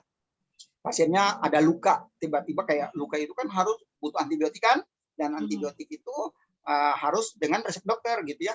Nah, jadi saya tanya dulu nih dokternya, "Dok, di kita ada antibiotik misalnya amoxicillin atau dokter atau pasiennya mungkin dia ada gangguan pernapasan, biasanya butuhnya cefadroxil kayak gitu ya."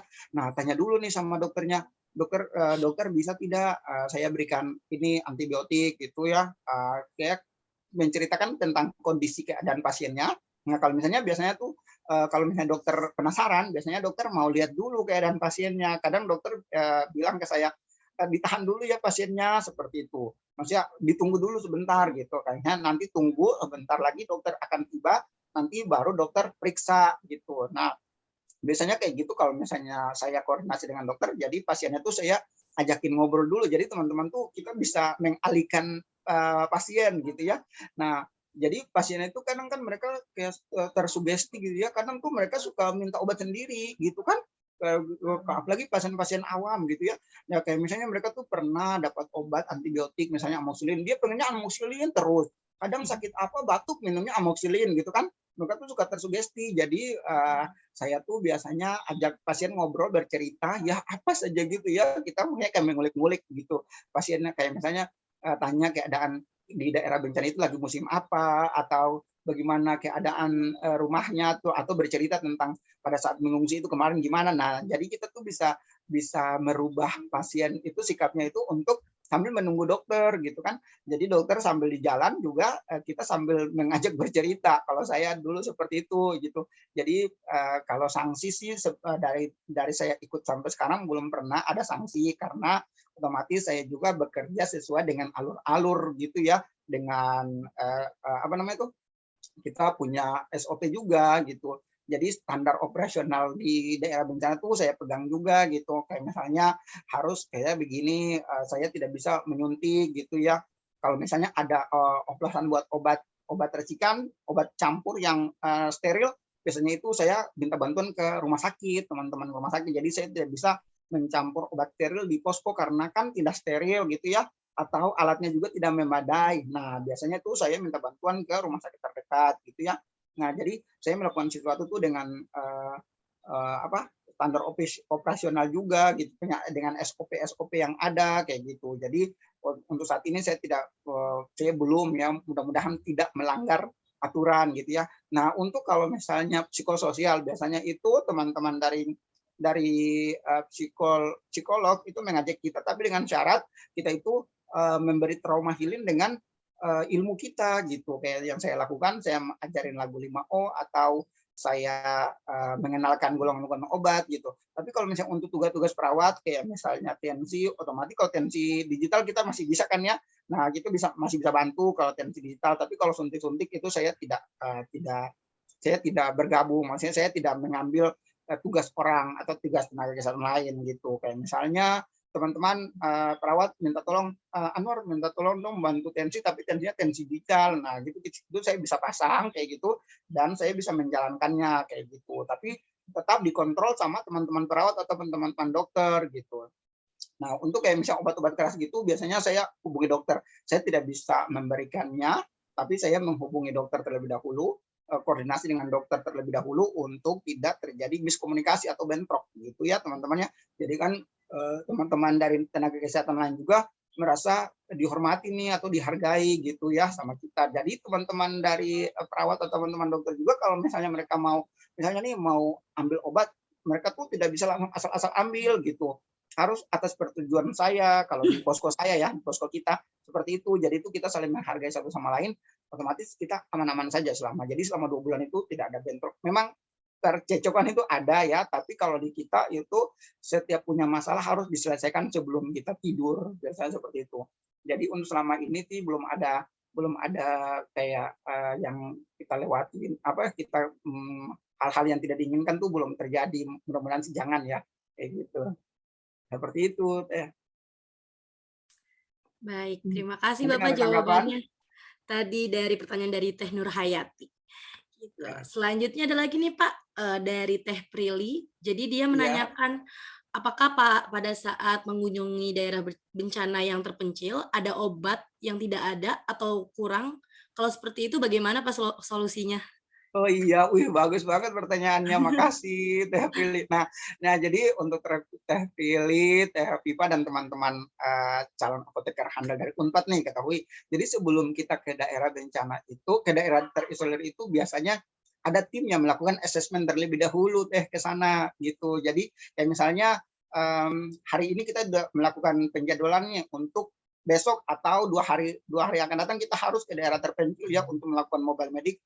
Nah, hari ini itu sudah ada tim yang ke sana terlebih dahulu, kayak mereka cek keadaan kondisi di sana daerah terpencil itu.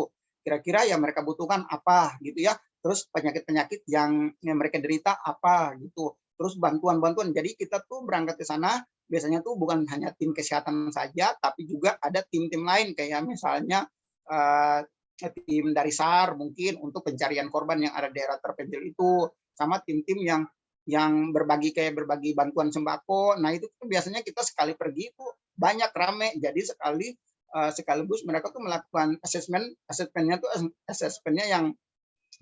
yang sekaligus gitu loh. Nah kalau untuk kesehatan biasanya tuh sebelum mereka melakukan asesmen dari tim kita itu dia tanya dulu nih apa yang harus dilakukan. Nah biasanya kita berkoordinasi dengan dokter, perawat, sama farmasi atau apoteker sama saya. Nah, biasanya tuh dicatat. Kita kasih catatan, kira-kira dia cek kayak tadi tuh, kira-kira kondisi bencana kayak di Palu, kayak misalnya kita ke Palu, tapi daerah terpencil yang melewati 10 gunung, gitu kan. Palu kan daerah pegunungan ya, sama kayak Papua gitu ya. Nah, jadi sebelum ke sana tuh kita sudah kasih catatan gitu, kira-kira tolong dong dicek penyakit-penyakit apa saja. Nanti tuh dicatat sama tim asesmen. Nah, otomatis pada saat tim asesmen itu kembali, tim asesmen itu memberikan catatan-catatan yang kita berikan ke tim asesmen itu berikan lagi kepada kita. Nah, nanti dokternya tuh yang kasih tahu nih, Anwar, ini di sana nanti kayak misalnya ada penyakit gatal-gatal gitu ya, atau banyak yang batuk-batuk, atau batuk pilek untuk anak-anak. Nah, gitu. Nah itu saya siapkan tuh untuk kayak misalnya pasien yang anak-anak yang mengalami batuk itu kurang lebih 50 orang. Nah itu bisa siapkan obat lebih dari 50, takutnya nanti ada lagi tambahan kayak gitu. Nah jadi sebelum kita berangkat itu kita sudah mendapatkan data dari tim asesmen. Jadi pada saat kita ke sana kita tidak membawa obat yang tidak sesuai, tapi kita membawa obat sesuai kalau bisa dilebihkan seperti itu. Kalau selama ini saya ke daerah bencana seperti itu, kayak gitu. Jadi ada tim asesmen terlebih dahulu yang bergerak sebelum kita terjun.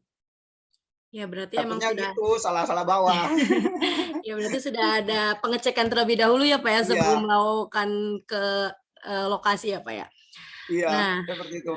apa ada teman-teman yang ingin bertanya lagi? Tapi dulu Teh Pipa, dulu saya punya cerita lagi nih. Dulu kan Gimana waktu Pak? kita ke daerah terisolir itu teman-teman yang asesmen itu mereka tidak kayak lupa mengasesmen kalau di sana itu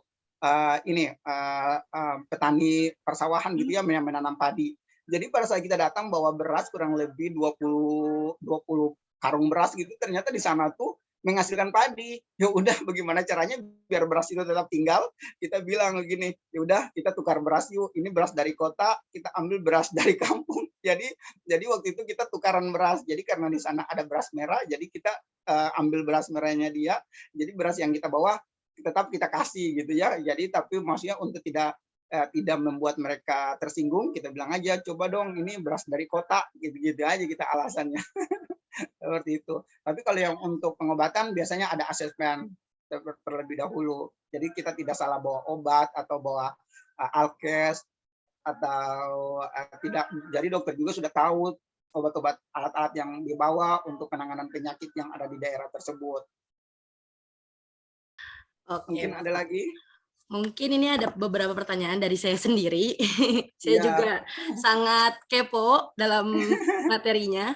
Jadi apa sih Pak yang harus dipersiapkan untuk relawan? Misalnya kita sudah jadi relawan nih, ingin ya, terjun, udah mau ke tempat bencana. Apa sih yang harus dipersiapkan dalam diri kita selain tadi udah ada sehat jasmani rohani, ya, terus yang tadi Bapak jelaskan. Lalu ada pertanyaan kedua nih Pak, waktu setelah pasca bencana itu biasanya berapa lama sih Pak kita ya, menetap di sana?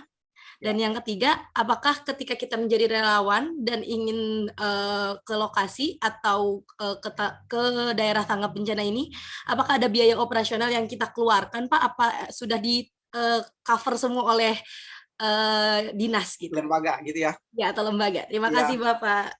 Oke, kalau untuk saya setiap ke daerah bencana itu selain sehat jasmani, terus persyaratan-persyaratan kayak sertifikat kompetensi, kartu tanda anggota itu biasanya saya bawa vitamin juga Teh Viva. Jadi kayak misalnya saya kan sering sariawan.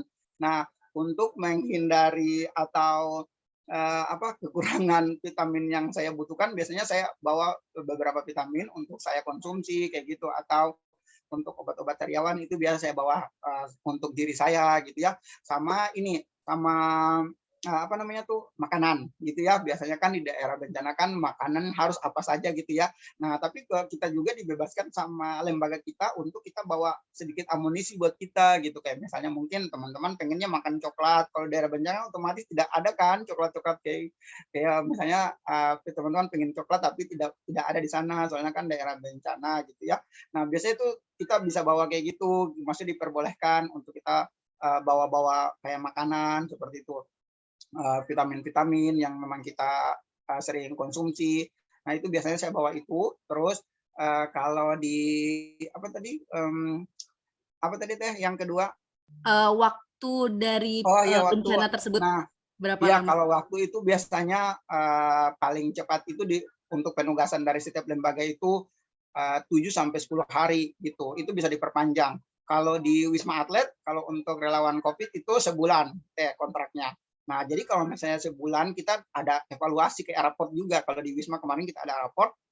Jadi kita bisa saja loh teman-teman ternyata relawan didiskualifikasi itu ada terjadi kayak gitu ya. Saya juga pernah waktu itu mendapat kayak kita punya raport juga gitu kayak misalnya raport kita bagus Terus tapi kalau misalnya kayak attitude kita kurang bagus atau pergaulan kita dengan tenaga kesehatan lain kurang bagus, walaupun raport kita bagus itu bisa didiskualifikasi juga loh Teh ternyata kayak gitu. Jadi teman-teman kalau saran dari saya kalau bisa tuh teman-teman pembawaan diri teman-teman bagus, cara berkomunikasi dengan orang lain juga bagus, attitude teman-teman juga bagus, itu setiap ada bencana atau setiap ada kegiatan kemanusiaan teman-teman tuh pasti bakal dihubungi kayak gitu. Karena kan itu dari mulut ke mulut ya, oh ternyata di ini bagus toh gitu. Kayak dengan dokter dia komunikasinya bagus, dengan perawat dia komunikasinya bagus, tidak ada percecokan. Nah, itu bakal dihubungi tuh sama lembaga-lembaga. Biasa kan kalau di daerah bencana kan banyak lembaga ya. Nah, itu kita tuh diperhatikan kayak gitu.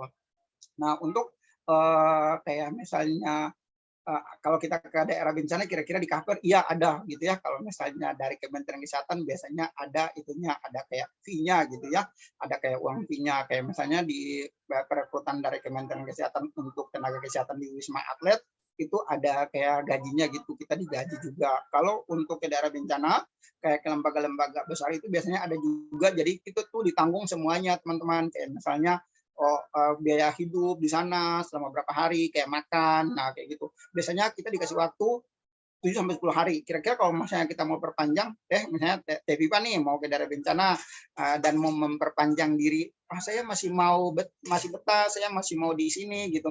Itu bisa Teh. Jadi tapi sebelum Teteh melakukan pengajuan untuk perpanjang, biasanya ada evaluasinya juga gitu dari lembaga itu. Kayak misalnya tadi saya bilang, kita dinilai semuanya. Kalau misalnya Teh mengajukan perpanjangan dan nilainya Teteh bagus, ya udah diperpanjang gitu. Dan itu biasanya dapat uang saku tambahan kayak gitu. Kayak misalnya kita dikasih uang makan, uang transport, siapa tahu kita mau ke suatu daerah kayak ada kunjungan, nah itu ada uang transportnya juga dikasih, terus biasanya ada fee-nya juga gitu. Nah, tapi relawan itu fee-nya ya begitulah, maksudnya tidak terlalu besar gitu ya untuk teman-teman ketahui. Ada juga pernah saya diajak sama suatu lembaga dan lembaga itu tidak memberikan fee, dia cuma memberikan transport sama uang makan saja gitu. Jadi itu kan tergantung dari kita ya, panggilan jiwa kita gitu. Sebenarnya kita mau jadi relawan ini atau pekerja sosial ini untuk mencari kayak materi, atau kita mencari kebahagiaan dengan cara menolong orang, atau kita mau apa gitu tujuan kita gitu. Kalau saya menanyakan ke diri saya apa yang saya cari gitu ya. Gitu. Apa tahu mungkin teman-teman kalau seperti saya kan orang tua saya udah meninggal nih dua-duanya. Ya saya berdedikasikan untuk orang amal orang tua saya gitu. Nah, itu yang saya lakukan gitu. Jadi saya niatnya untuk amal jariah kalau di muslim ya, amal jariah untuk orang tua gitu. Nah, kayak gitu seperti itu teman-teman. Nah, jadi Teh Viva tuh bisa mengajukan untuk beberapa hari. Kayak misalnya Teh Viva masih betah nih, kayak misalnya di Lombok, nggak bisa. Jadi biasanya tuh ada kalau misalnya di Lombok kemarin itu pada sudah selesai kita ditarik itu ada bonusnya, diajak jalan-jalan ke lihat kota Lombok. Lombok kan sangat bagus ya pulau-pulaunya. Nah itu tuh biasanya ada bonus-bonus kayak gitu. Kayak misalnya sudah aman nih semuanya, bencananya sudah aman, tanggap darurat sudah ditarik sama pemerintah, maksudnya tidak ada lagi kayak mungkin dari BMKG tidak ada lagi prediksi-prediksi bencana. Nah itu tuh biasanya diajak jalan-jalan mungkin sama orang-orang di sana gitu, sama lembaga-lembaga yang mengajak kita. Itu ada bonus-bonusnya gitu teman-teman. Gitu. Seru sekali ya Pak ya. Jadi seru ya. Jadi untuk Teh Viva dan teman-teman ketahui selama 4 tahun ini saya sudah datang di kurang lebih 10 provinsi. Jadi itu Teh Viva saya tuh belum pernah datang sebelumnya gitu. Ya kayak misalnya Papua, saya belum pernah datang sebelumnya ke Papua. Kayak Lombok itu belum pernah datang sebelumnya. Terus kayak di bencana Maluku itu kan saya kan orang sana, jadi saya udah tahu. Nah terus kayak bencana di Banten kemarin itu yang tsunami itu saya belum pernah juga ke situ. Jadi pada saat bencana baru saya tahu keadaan di sana. Kayak Lumajang juga saya belum pernah datang sebelumnya. Jadi setiap saya datang ke daerah bencana itu benar-benar juga saya baru pertama kali datang injakan kaki ke situ. Kayak ke NTT juga waktu itu. Nah itu pengalaman pertama dan seru tuh pada saat kita ke sana gitu. Berarti sekalian bekerja, sekalian jalan-jalan ya Pak ya? Iya, ada healingnya juga ya Pak ya? Ada healingnya juga teman-teman. Oke Bapak, mengingat waktunya sudah habis, Jadi kita sudahi sesi tanya jawab ini. Jika ada yang mau ingin lanjut bertanya kepada Bapak, bisa menghubungi Bapak langsung ya Pak Boleh. ya di nomor Iya, yang bisa. tadi Dengan tertera atau senang hati teman-teman bisa DM saya di Instagram yes, saya tadi ya. ya. Nah, dengan senang hati saya akan bantu bertukar pikiran. Oke, Bapak. Nah, selanjutnya nih teman-teman ada penyerahan sertifikat oleh Ibu Dr. Apoteker Ida Musfiroh MSI selaku Ketua Program Studi Profesi Apoteker kepada Apoteker Anwar Wali Esfam selaku pembicara hari ini. Yang dilanjutkan akan ada foto sesi bersama dengan para peserta. Untuk Ibu Ida. Ya, makasih Afifah. Alhamdulillah ya. Kita sudah di ujung acara pada hari ini dan saya mengikuti dari awal, insya Allah tadi ya Pak Anwar luar biasa pengalamannya, Makasih Bu bisa Ida.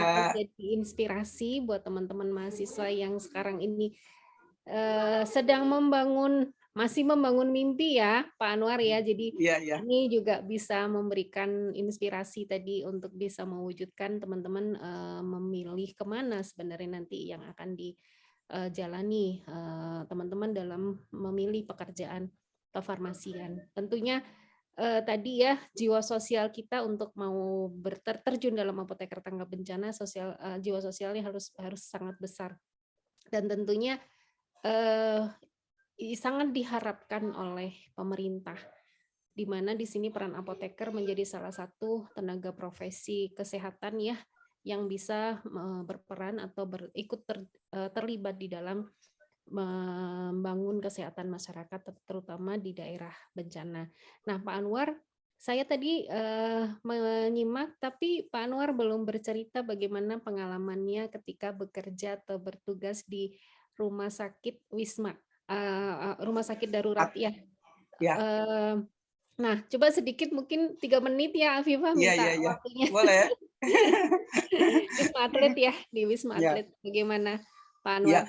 Jadi teman-teman untuk Ibu Ida dan teman-teman itu, Ibu Ida mohon izinnya saya bercerita lagi nih teman-teman, mohon maaf ya, sisihkan waktunya sebentar ya, saya bercerita pengalaman saya di Wisma Atlet ya.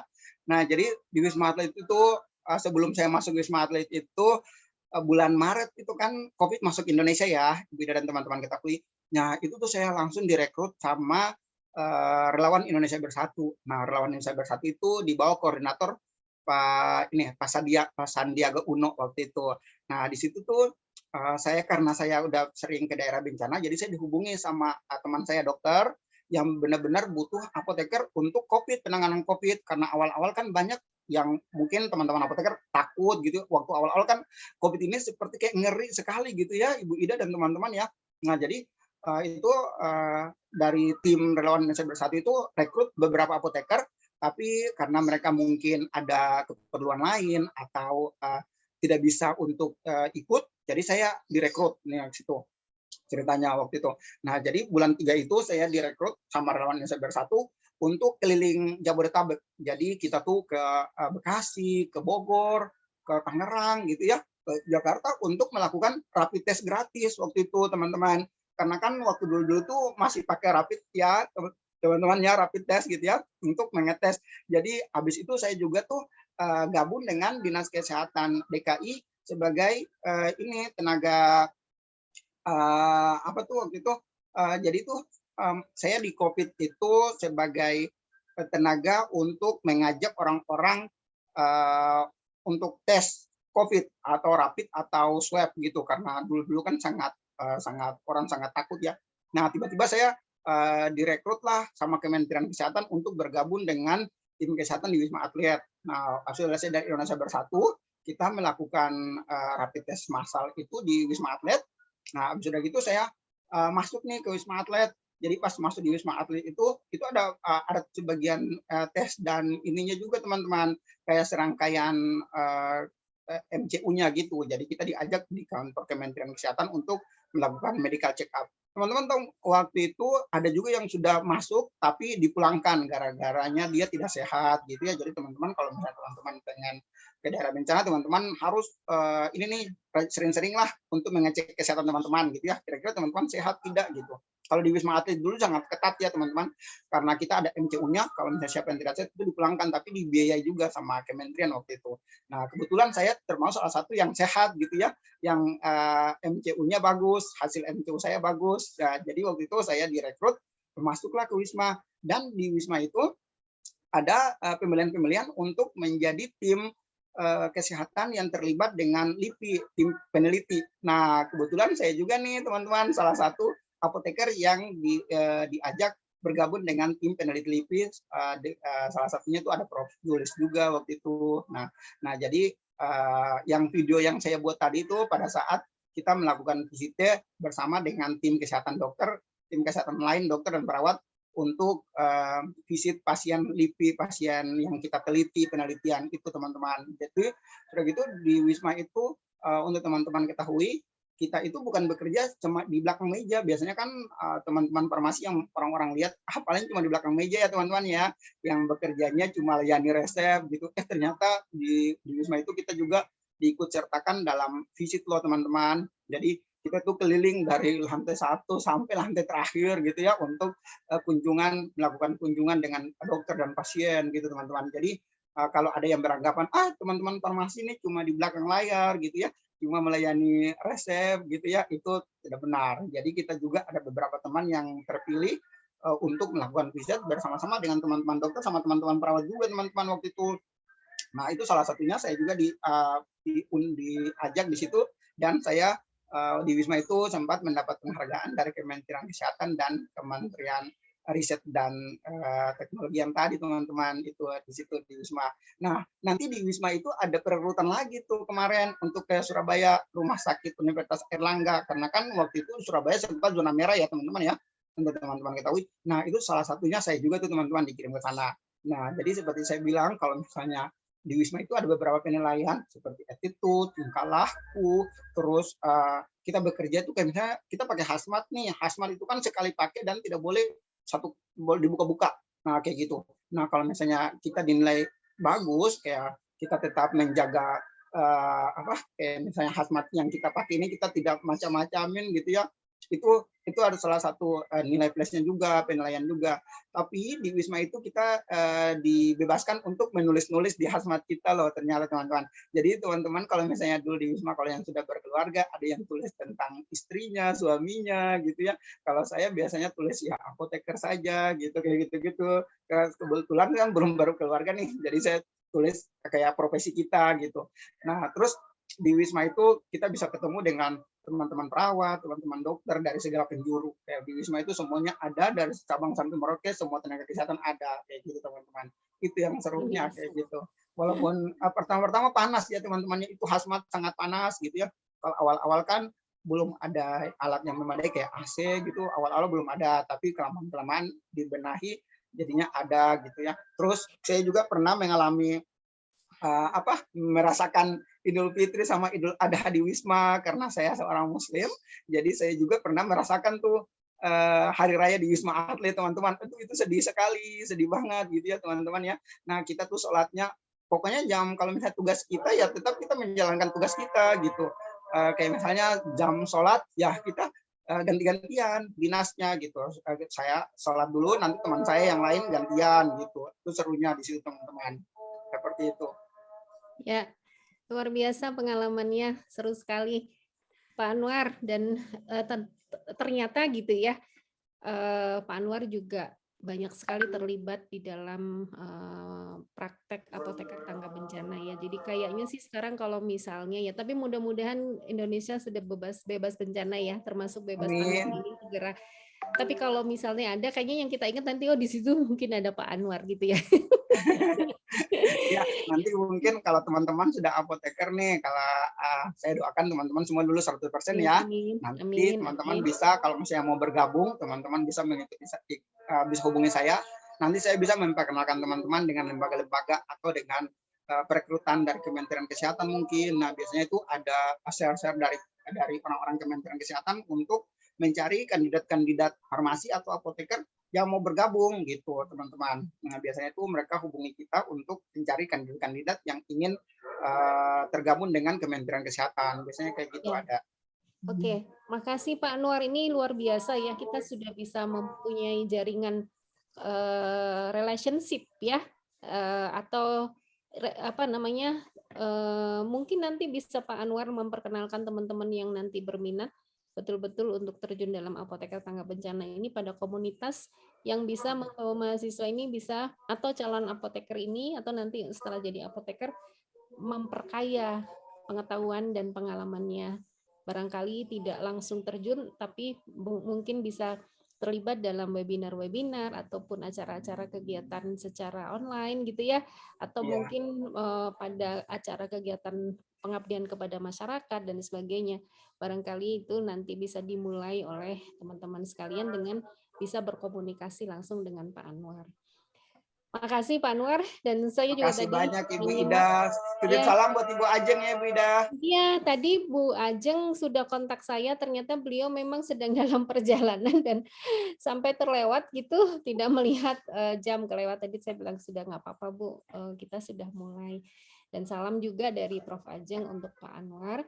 Dan berikut ini ada sertifikat Pak Anwar dari fakultas yang ditandatangan langsung oleh Bu Dekan.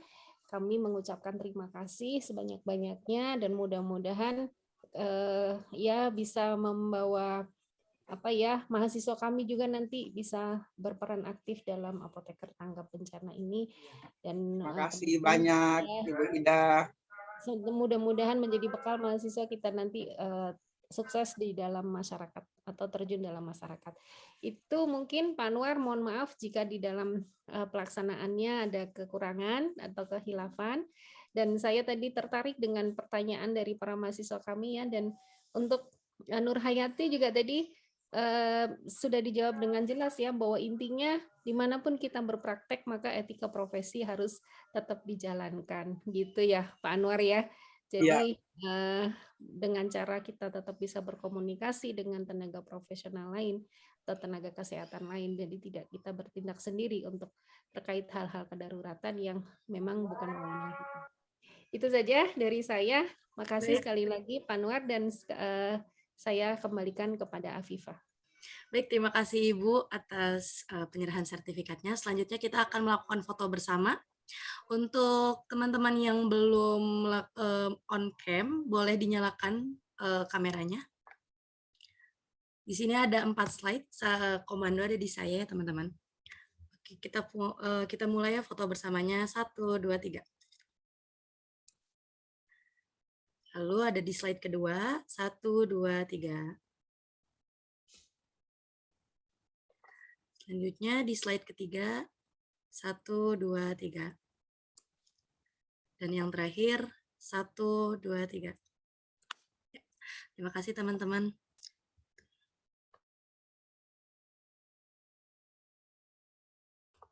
Nah, alhamdulillah rangkaian acara webinar dengan tema praktis sharing apoteker tanggap bencana ini telah selesai dilaksanakan.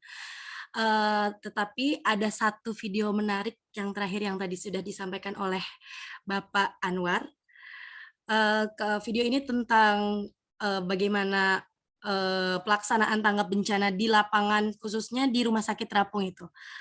Boleh ditampilkan videonya?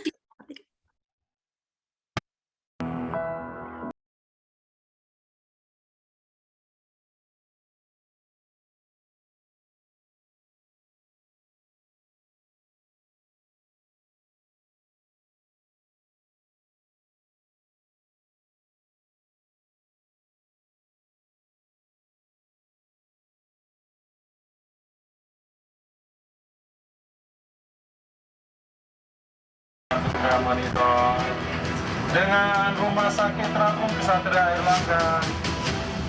Kami turut belasungkawa, tapi kami juga merasa bahwa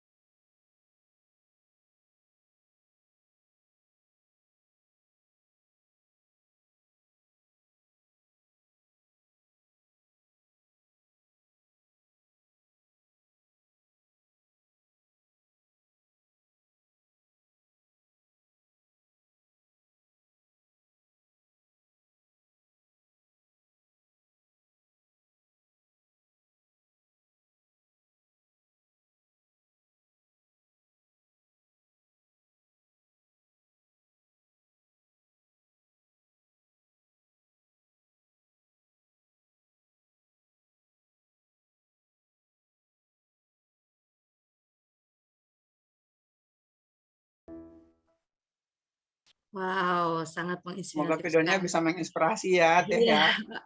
Sangat menginspirasi sekali videonya dan menarik sekali ya Pak ya untuk Iya. kegiatannya. Ya, alhamdulillahirobbilalamin, rangkaian acara webinar dengan tema praktis sharing apoteker tangga bencana ini telah selesai dilaksanakan.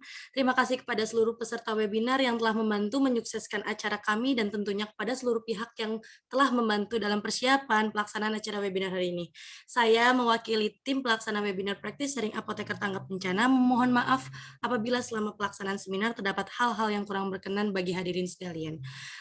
Teman-teman, segala permasalahan yang ada terkadang membuat resah, tantangan yang sulit itu membuat pikiran cenderung lelah. Tapi hal itu bukan alasan untuk mengalah dan menyerah.